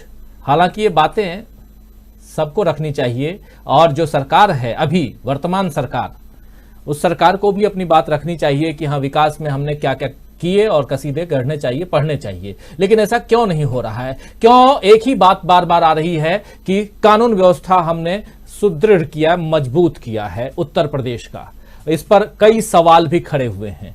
तो बहुत अलग अलग तरह से अखिलेश यादव यहां अपनी बातों को रख रहे हैं। एक बार फिर से अमलेंदु उपाध्याय जी, क्या आपको लगता है, जब हम बात कर रहे हैं और उसमें भी समाजवादी पार्टी की बात इसलिए बार बार हो रही है और तुलना, क्योंकि ये दो ध्रुवीय चुनाव, उसमें भी ये जो पार्ट है, जो तीसरा फेज है, ये पूरा का पूरा, अगर कानपुर के एक दो सीट को छोड़ दें तो पूरा का पूरा दो ध्रुवीय दिखाई दे रहा है। और इसीलिए अखिलेश यादव और बीजेपी की हम बात, यानी कि समाजवादी पार्टी और बीजेपी की बात कर रहे हैं। लेकिन क्या लगता है आपको, ये जो चुनाव, जैसे अखिलेश यादव कह रहे हैं कि लोकतंत्र को बचाने का चुनाव है, संविधान को बचाने का चुनाव है, क्या सचमुच ऐसा है?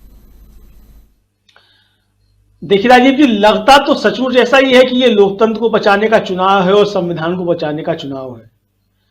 और चूंकि जिस तरीके से पिछले दिनों तमाम घटनाक्रम हुए हैं और पिछले 7 सालों में जिस तरीके की तमाम घटनाएं हुई हैं, और संविधान को लेकर के जिस तरीके की छेड़छाड़ की आशंकाएं व्यक्त की गई हैं, जिस तरीके के सब क्रियाकलाप सामने आए हैं, जिस तरीके से कानून बनाए गए हैं और कानून पास हुए हैं, उनकी जो पूरी प्रक्रिया रही है, उन सबको देखते हुए निश्चित तौर पे लगता है कि शायद ये लोकतंत्र को बचाने और संविधान को बचाने की भी लड़ाई है। और मुझे लगता है कि यही शायद ज्यादा महत्वपूर्ण लड़ाई है। सरकार बने या ना बने वो चीज अलग की है, तो और किसकी बने किसकी ना बने वो किसी की भी बन सकती है, किसी की नहीं भी बन सकती है। तो ये चुनाव जो है निश्चित तौर पर लोकतंत्र को बचाने और संविधान को बचाने का चुनाव में तब्दील तो हो चुका है, ऐसा तो साफ साफ दिखाई पड़ रहा है अब।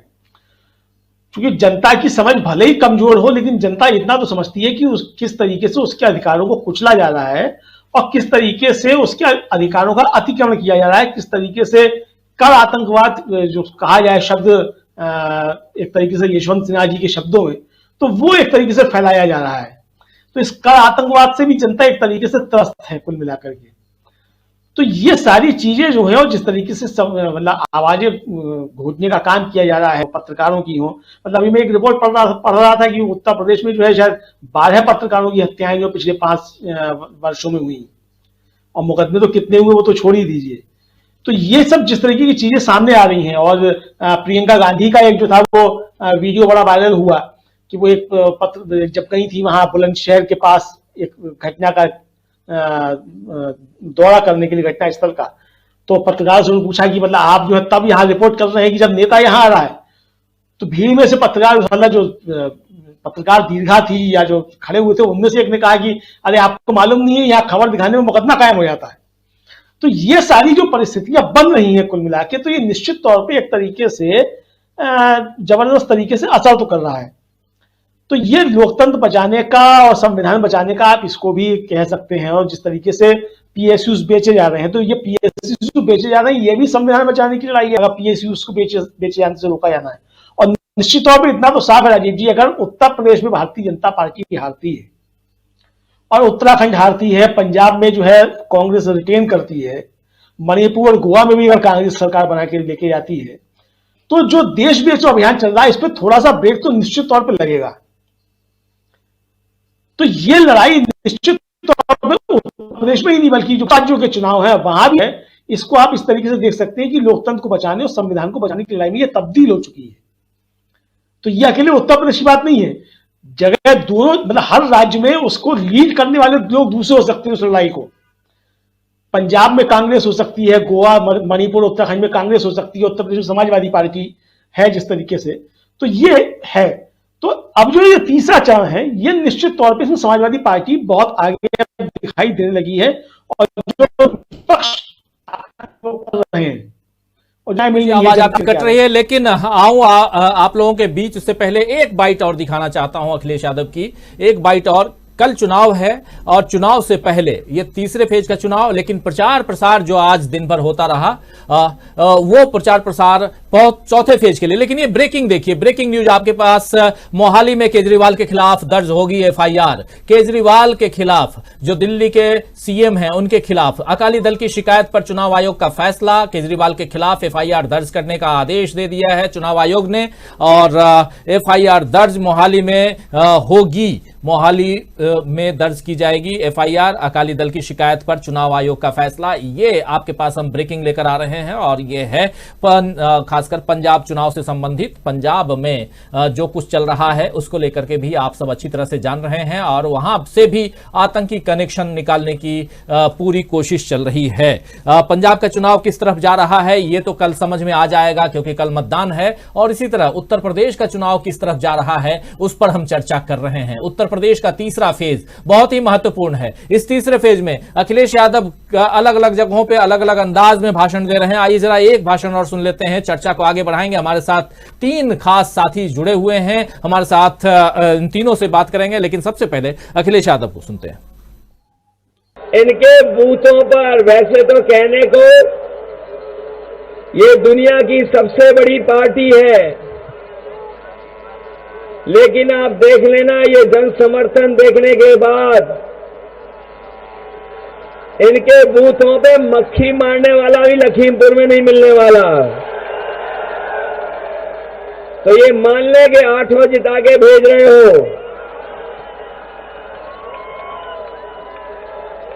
ये मान के जाए, बताइए आप लोग 8 सीटें जिता दोगे?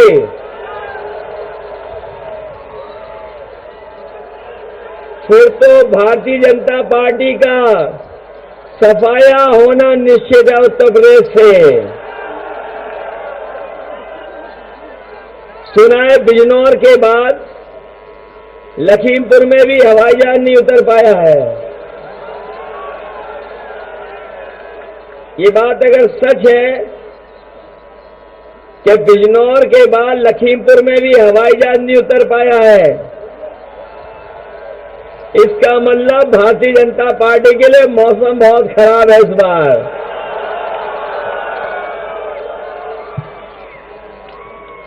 ये बीजेपी वाले बहुत झूठ बोलते हैं।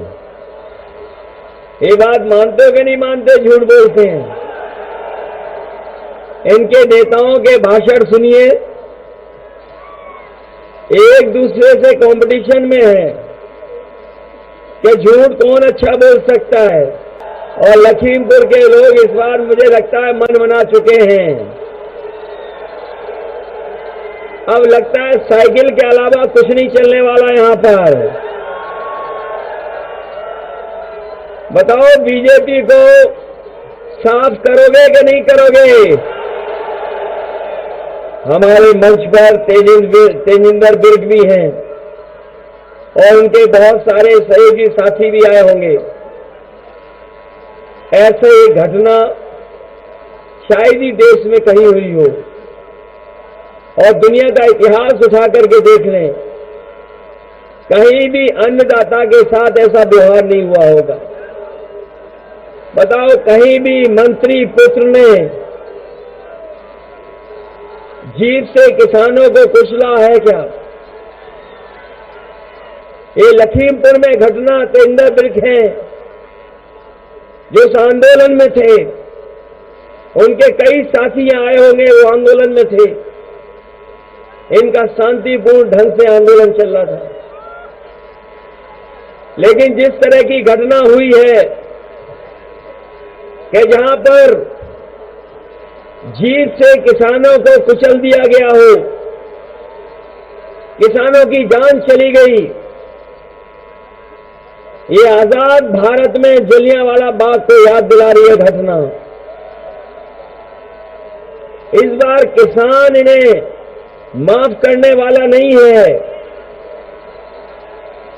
इस बार किसान इन्हें माफ नहीं करेगा।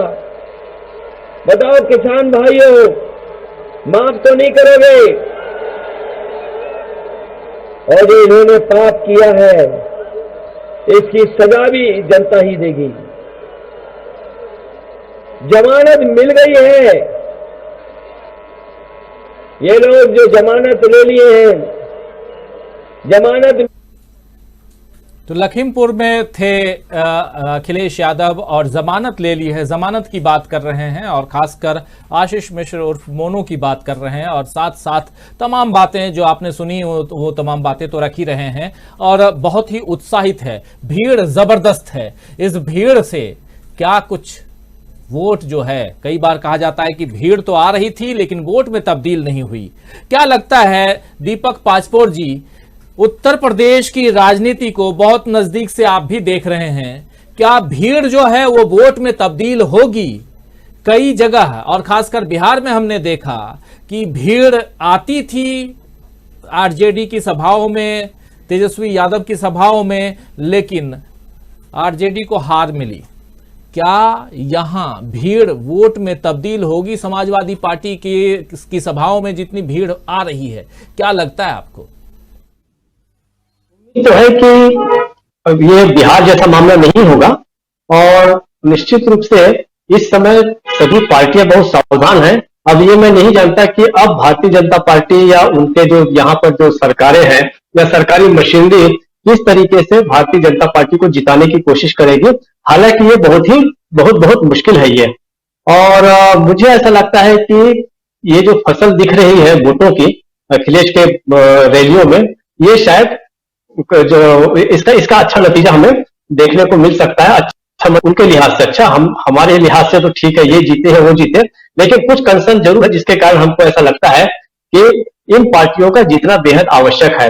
एक बात इसमें भी मैं जोड़ना चाहता हूं, इसमें जो आपने पहले भी सवाल किया कि क्या ये लोकतंत्र को बचाने की भी लड़ाई है, तो निश्चित रूप से देखिए अभी अखिलेश यादव जो है वो ये जान गए हैं कि उन्हें भी एक बहुत लंबी पारी खेलनी है और हिंदी भाषी क्षेत्र से होने के कारण उनके सामने भाषा की समस्या नहीं है और पूरे भारत के केंद्रीय जो राजनीति है उसको वो लीड करेंगे अगर वो जीत जाते हैं। तो अगर मोदी का हम कार्यकाल देखें तो उनके मोटा मोटी 3-4 सेक्शंस शायद उनकी अगर ऑफिस में कोई उनकी फाइलें होंगी तो उसके ऐसे 4-5 फाइलें जरूर होंगी। एक फाइल तो वो है जिसमें उनको ऐतिहासिक जो तथ्यों को तोड़ने मरोड़ने और हमारे राजनीतिक विरासत को अपमानित करने का विभाग है, वो उनके पास है।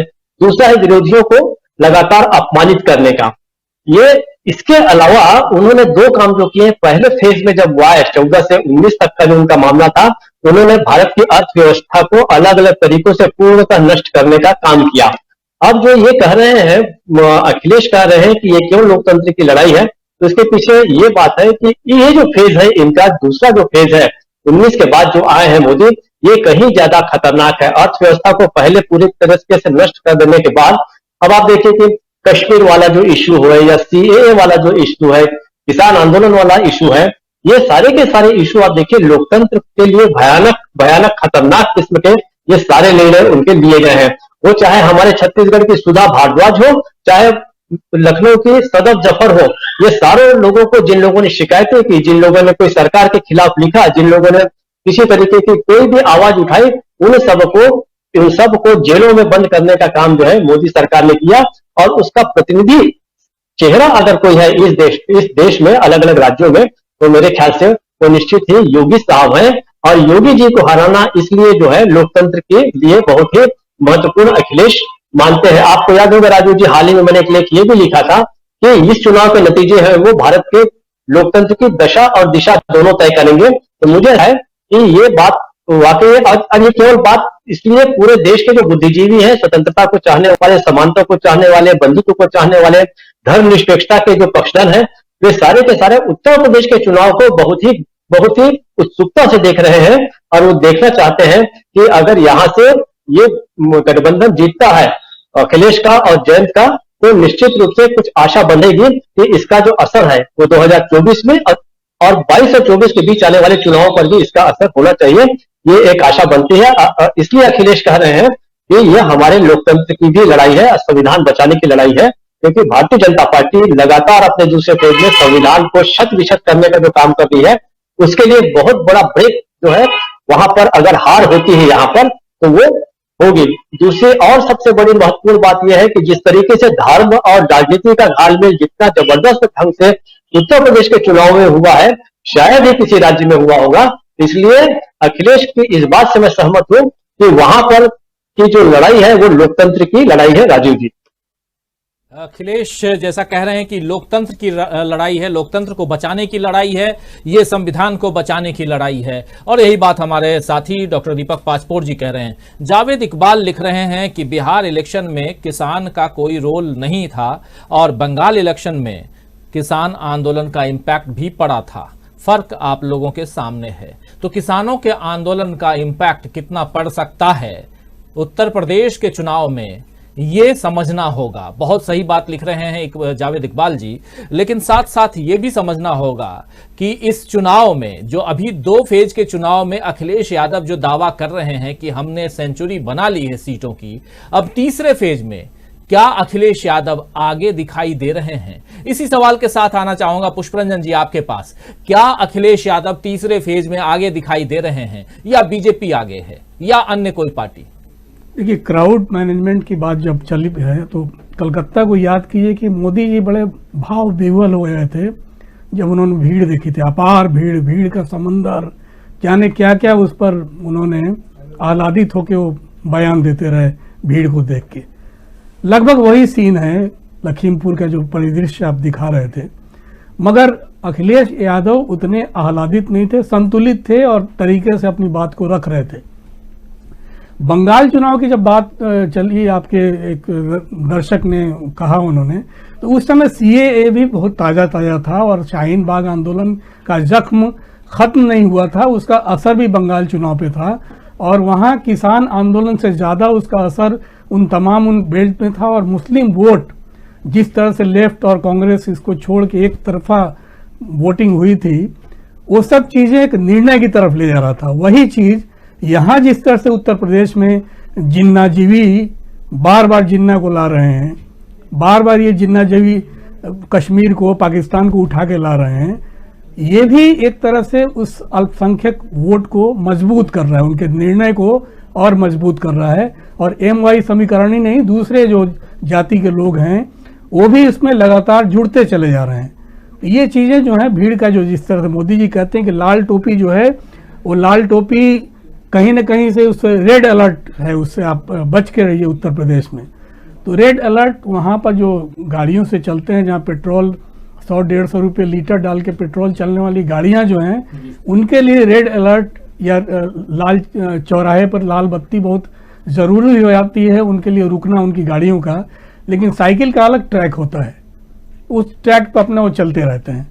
तो अखिलेश यादव अगर अपने विश्वास को बनाए रखते हुए आगे बढ़ते हैं और बीच में कोई फितना नहीं हो जाता है, कोई इस तरह की, होता क्या है राजीव जी, कई बार चुनाव के मंच पे या कुछ इंसान से कुछ कहते हुए कुछ ऐसी बात निकल आती है, कोई ऐसी गलती हो जाती है, चूक हो जाती है, वोट का परिदृश्य बदल जाता है या कुछ बड़ी साजिश हो जाती है, वहां भी परिदृश्य बदल जाता है। इसलिए अभी चुनाव के हम मिड में भी नहीं पहुंचे। उत्तर प्रदेश के जो 7 दौर हैं उसमें सभी दूसरा ही खत्म हुआ, तीसरे पर हम आ रहे हैं। चौथे 5वें के बाद लगता है कि एक ट्रैक पे गाड़ी सही चल रही है, साइकिल की रफ्तार भी अपनी सही दिशा में जा रही है। अभी एकदम हम मान के चलें कि सब कुछ बदल जाएगा, ये भी नहीं। लेकिन एक चीज से मैं डॉक्टर दीपक पाचपोर से थोड़ा सा मैं चाहूंगा कि इत्तेफाक में नहीं रख रहा हूं, योगी आदित्यनाथ को नहीं हारना चाहिए। उनको हर हाल में, उत्तर प्रदेश में नहीं, मैं गोरखपुर की बात कर रहा हूं, कि वहां जीतना चाहिए। सदन में भी एक रोने वाला होना चाहिए। अपने जो चीजें अपने 5 साल के कार्यकाल में जो कुछ किया है, तो जिस तरह से लोकसभा में वो रोए थे, एक बार वहां भी आंसू बहाने वाला होना चाहिए और विपक्ष की आवाज बनने वाला भी कोई होना चाहिए जो ठीक ठाक बोले, वहां पर जिन्नाजीवी भाषण भी देता रहे सदन में। जी राजीव जी, बहुत सारी बातें आप कह रहे हैं, उसमें ये कह रहे हैं कि योगी आदित्यनाथ को जीतना चाहिए और बाकी रोना गाना तो अलग बात है, लेकिन महत्वपूर्ण बात यह है कि आपका कहना कि विपक्ष मजबूत होना चाहिए। अगर क्या विपक्ष में बीजेपी जा रही है, क्या भाजपा विपक्ष में जा रही है, ये बहुत बड़ा सवाल है। क्योंकि इसके साथ साथ अभी मात्र 7 फेज में उत्तर प्रदेश का चुनाव है, उसमें से मात्र 2 फेज में अभी चुनाव हुए हैं और अभी 5 फेज बाकी है। चुनाव दर चुनाव क्या कुछ होगा, आगे क्या तिकड़में चली जाएंगी, क्या रणनीतियां तैयार होंगी, क्या गतिविधियां उस पर होंगी, और चुनावी जो नफा नुकसान, जोड़ घटाव, तमाम चीजें जो होती हैं, इन सब पर किसको फायदा होगा, किसको नुकसान होगा, ये बहुत मजेदार है। लेकिन दूसरा और तीसरा फेज, ये तो तय मानिए कि ये दोनों फेज किसी को भी बढ़त दिला सकता है। इन दोनों फेज में, मतलब माफ करें, तीसरा और चौथा फेज, 2 फेज तो हो गए। 2 फेज में दोनों पार्टियां अपने अपने दावे कर रही हैं। बीजेपी का भी कहना है कि हम 60 से 70 सीटें जीत चुके हैं। टोटल पहले और दूसरे फेज में दोस्तों 113 सीटों पर 113 सीट्स पर 113 सीट्स पर वोटिंग हुई है और इनमें बीजेपी का कहना है कि 60 से 70 सीटें हम जीत रहे हैं। अखिलेश यादव की पार्टी समाजवादी पार्टी का कहना है कि हमने सेंचुरी बना ली है। भाई इतना तो है नहीं, क्योंकि 160-170 सीटें नहीं हैं, सीटें तो 113 हैं। तो किसी के दावे में दम है, किसी के दावे में कहीं ना कहीं अति आत्मविश्वास है।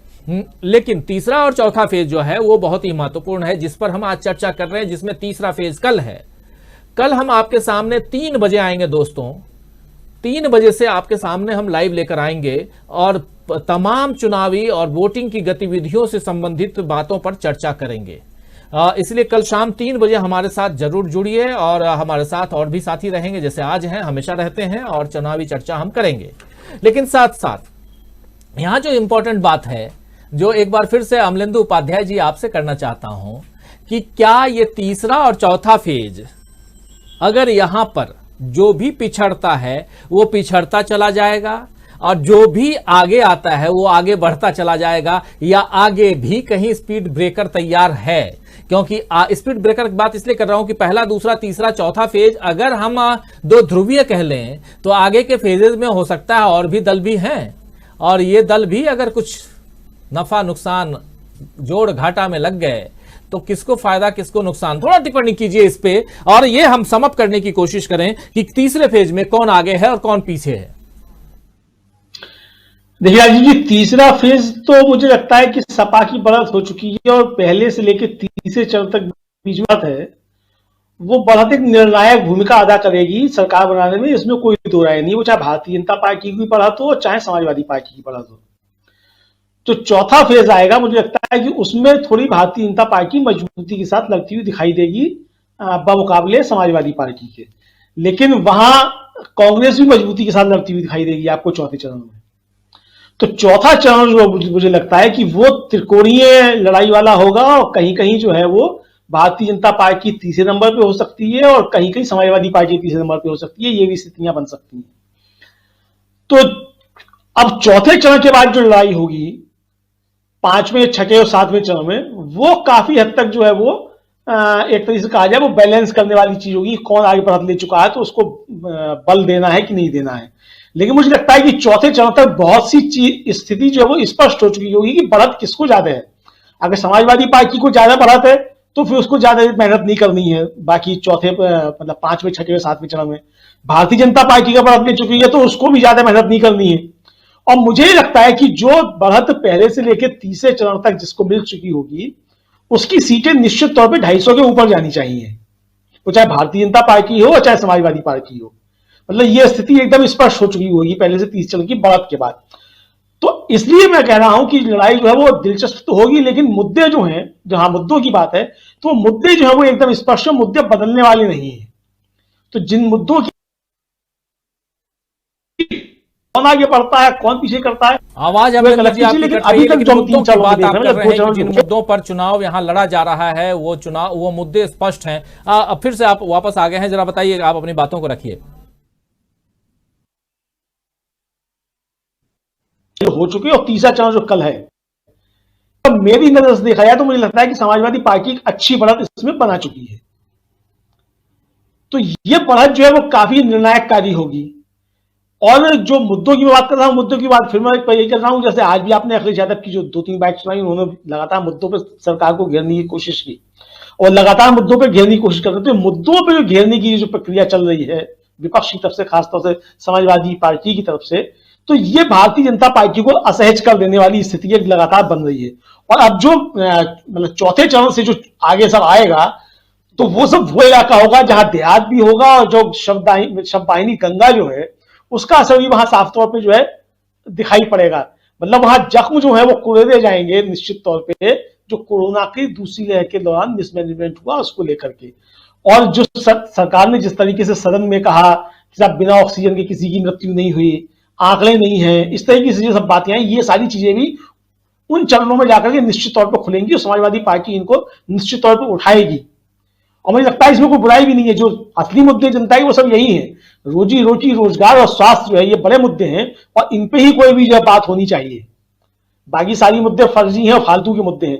इधर जो एक जो दो चीजें जो है वो ही है बड़ी महत्वपूर्ण है, वो भी मुझे लगता है बड़े मुद्दे हैं। जो ओपीएस का मुद्दा है, ओल्ड पेंशन स्कीम वाला, वो कर्मचारियों में बहुत ज्यादा अपील कर रहा है राजीव जी, और वो एक बड़ा मसला है।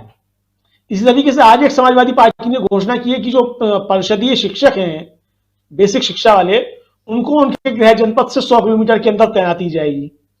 तो ये भी एक बड़ा अपील करने वाला मसला है कुल मिलाकर के। तो जो सरकारी कर्मचारियों को जो है उस पर भी समाजवादी पार्टी ने एक बहुत अपील करने वाली जो है वो चीजें छोड़ी हैं। तो जो मुझे लगता है वो उसको कहीं ना कहीं फायदा पहुंचाएंगी। और सरकारी कर्मचारियों से जुड़ा हुआ उनके सगे संबंधी एक बड़ा तबका तो होता है जो जाति धर्म से अलग है, कि अपनी अब जो बात करने लगा है कि अपने मुद्दों की, भाई कर्मचारी कहने लगे हैं कि भाई सरकारी नौकरी में हम इसलिए जाते हैं कि भाई हमारा जो है लाइफ सुरक्षित रहे और बुढ़ापे में पेंशन जो है वो सहारा बने। तो लेकिन अब जो नई पेंशन स्कीम है उसमें कोई सिक्योरिटी है ही नहीं, और जो उनकी तनख्वाह में से पैसा कटेगा अभी उसको भी आप लेके लगा देंगे शेयर बाजार में, और शेयर बाजार में मालूम पड़ा वो पैसा डूब गया। तो यानी 30 साल एक आदमी ने 30 साल जो अपना पेट काट के उसने बचाया, और 30 साल के बाद जब रिटायर हुआ तो मालूम पड़ा कि उसने जो जमा की थी रकम अपने बुढ़ापे के लिए, वो तो जो शेयर बाजार में डूब गई। तो ये जो है मसला बहुत ही ज्यादा अपील कर रहा है सरकारी कर्मचारियों को भी। तो मुझे लगता है कि मुद्दे स्पष्ट हो चुके हैं। अब इन मुद्दों की जो है कहा, अगर भारतीय जनता पार्टी कुछ निकालती है तो कुछ बात बन सकती है, वरना मुझको नहीं लगता है कि अब कोई बात जो मतलब मुद्दे कहीं बदलने वाले हैं। तो इसलिए मुद्दे यही रहेंगे। बाकी अब जनता के ऊपर है कि कौन किसको कितना समर्थन देता है और किस तरीके से आता है। बिल्कुल मुद्दे यही रहेंगे। मुद्दे जो हैं देखिए, रोटी कपड़ा और मकान, शिक्षा और रोजगार, और साथ में मकान की बात, कपड़ा की मकान, रोटी की बात अगर करें तो शिक्षा और स्वास्थ्य चाहिए, अच्छा हेल्थ चाहिए और साथ साथ एजुकेशन चाहिए। लेकिन इन मसलों पर बात ना हो करके बात अगर किसी और मसले पे हो, तोड़ दिए, फोड़ दिए, बुलडोजर चलवा दिए, कुछ और कर दिए, अगर डराने धमकाने की बात हो तो जनता क्या इससे प्रभावित होती है? और इन चीजों को अगर देखें तो दीपक पाचपोर जी, तीसरे फेज में आपकी नजर से कौन आगे?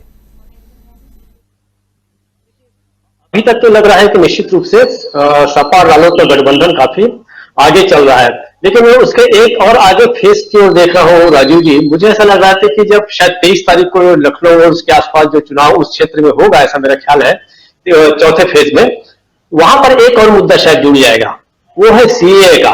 मुझे थोड़ा आश्चर्य हुआ कि आज कैसे इसको बहुत ज्यादा नहीं उठाया गया। ये हो सकता है कि सुप्रीम कोर्ट के लोगों ने शायद पूरा निर्णय न देखा हो, लेकिन ये बात तो है कि सीएए का केंद्र जो था उत्तर प्रदेश में लखनऊ था, और लखनऊ के बहुत सारे सामाजिक कार्यकर्ताओं पे जिस तरीके से इनका बुलडोजर चला, उनके संपत्ति कुर्क की गई, उनके पोस्टर्स लगाए गए, तो ये लखनऊ में तमाशा काफी योगी आदित्यनाथ ने किया था। उनमें से एक तो जो जैसे सदर जफर है, वो तो लखनऊ से चुनाव लड़ रही है। और इसके अलावा एक और मुद्दा होगा कि किन लोगों ने कोरोना के दौरान ग्राउंड पर जाकर काम किया, इसका भी बड़ा प्रभाव पड़ेगा। तो इसमें हो सकता है कि पार्टी के अलावा व्यक्ति का भी असर हो सकता है कि जो जनता के बीच उस दौरान दिखा था, उस पार्टी को और उस उम्मीदवार को शायद सीएए और कोरोना प्रभावितों को मदद करने के लिए ये भी एक जनता जो है उस मुद्दे को भी जोड़ेगी और वो चेहरे भी देखेगी और ख्याल करेगी कि किन लोगों ने हमारी मदद की थी। तो ऐसा लगता है कि ये मुद्दा अभी जुड़ना चाहिए अभी तक, और अगर नहीं जुड़ता ये मुद्दा तो फिर कहना पड़ेगा कि विपक्षी दल जो है, खासकर कांग्रेस और अखिलेश यादव वाली जो पार्टी है, ये उस मुद्दे को अगर नहीं उठा रही सीए वाला, तो ये उसका नुकसान है। इस सीए के मुद्दे को मुझे लगता है कि काफी जोरदार ढंग से इसलिए उठाना चाहिए कि पूरी दुनिया में ये विषय जो है ये चर्चा में वैसे ही आया था जैसा बाद में किसान आंदोलन आया। तो सीए को तो अच्छे खासे तरीके से निश्चित रूप से आगे इनके फेरिस्त में जुड़ना चाहिए, ऐसा मुझे लगता है, और ये शायद जुड़ेगा।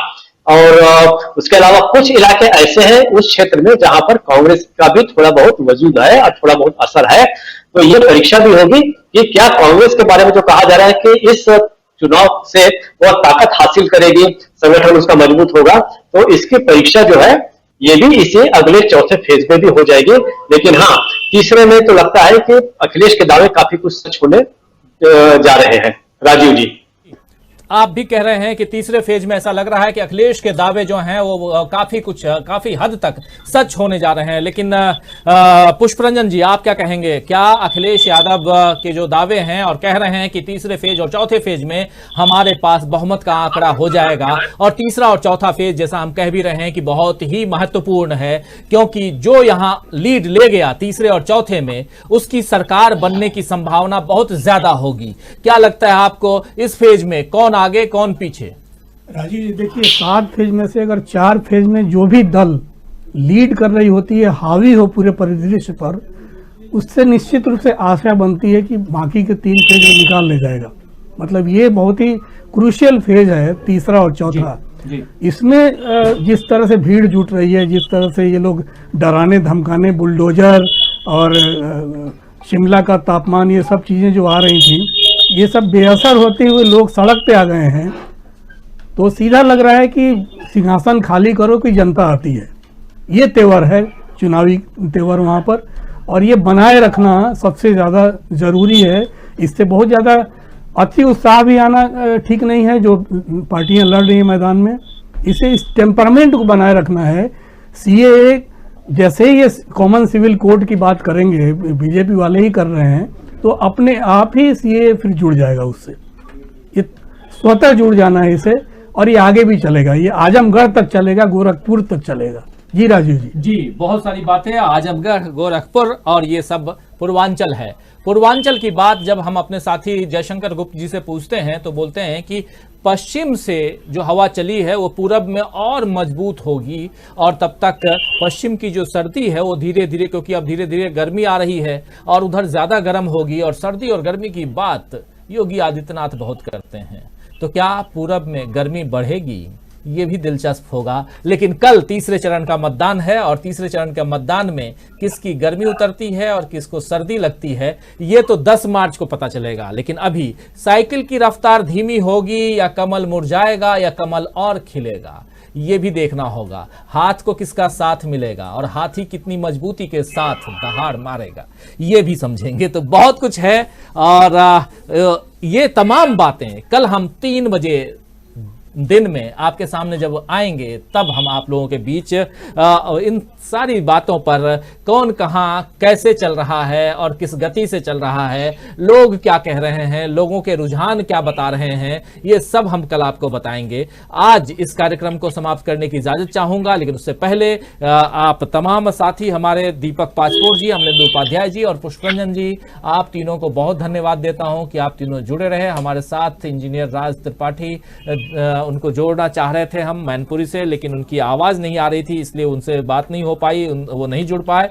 लेकिन फिर भी आप सबको बहुत धन्यवाद देता हूं। हमारे बहुत सारे साथी लगातार कमेंट लिख रहे हैं। इकबाल खान हैं जो लिख रहे हैं कि रहीम कहूं कि राम कहूं, कहूं तो बस निज काम, कहूं स्वार्थ निहित जग तीरथ देखूं, खास कहूं कि आम, कहूं द्वेष ग्रसित मन विचलित की, जो उन्नाव कहूं कि गुरुग्राम, कहूं भूख पिशाच सर चढ़ आवे, जब प्रयाग कहूं ना गुरुग्राम।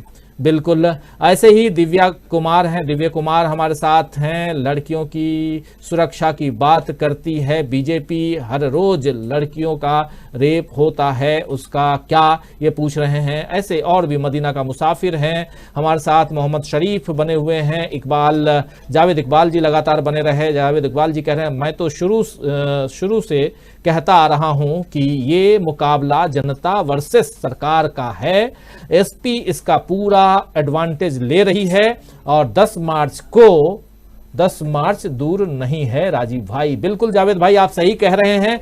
आपका जो विश्लेषण है बहुत ही महत्वपूर्ण है। आप जो कमेंट कर रहे हैं बहुत इंपॉर्टेंट कमेंट कर रहे हैं जावेद इकबाल जी। राशिद खान कह रहे हैं कि राजीव जी यूपी में बाबा को घंटा बजाने के लिए मजबूर कर देंगे। अनुदेशक और शिक्षा मित्र की बात कर रहे हैं और इस बात पर अभी यही बात कर रहे थे हमारे साथी अमलेंदु उपाध्याय जी। शैलेश यादव लिख रहे हैं कि सर जी जनता समझ गई है कि धर्म केवल संकेत मात्र है, उसमें कुछ होने वाला नहीं है। और तीसरे फेज में बीजेपी की पूछ बची न कान, योगी जी चले गोरखनाथ मंदिर के घंटा बजाने, ये बात लिख रहे हैं मोहम्मद शरीफ। तो अपनी अपनी हरिओम जी लिख रहे हैं राजीव जी गुड नाइट, शुभ रात्रि सभी को नमस्कार, और आपने सभी सही डिबेट किया है, बहुत धन्यवाद हरिओम जी। और ऐसे तमाम साथी आप सबको, राकेश ओरांव ओसियन भी हमारे साथ में है और ऐसे बहुत सारे साथी हैं। आप सबसे विदा चाहता हूं और कल 3 बजे आप लोगों के साथ मुलाकात होगी बहुत सारी खबरों के साथ, और साथ में न सिर्फ उत्तर प्रदेश का तीसरा फेज बल्कि पंजाब एक फेज में सब कुछ,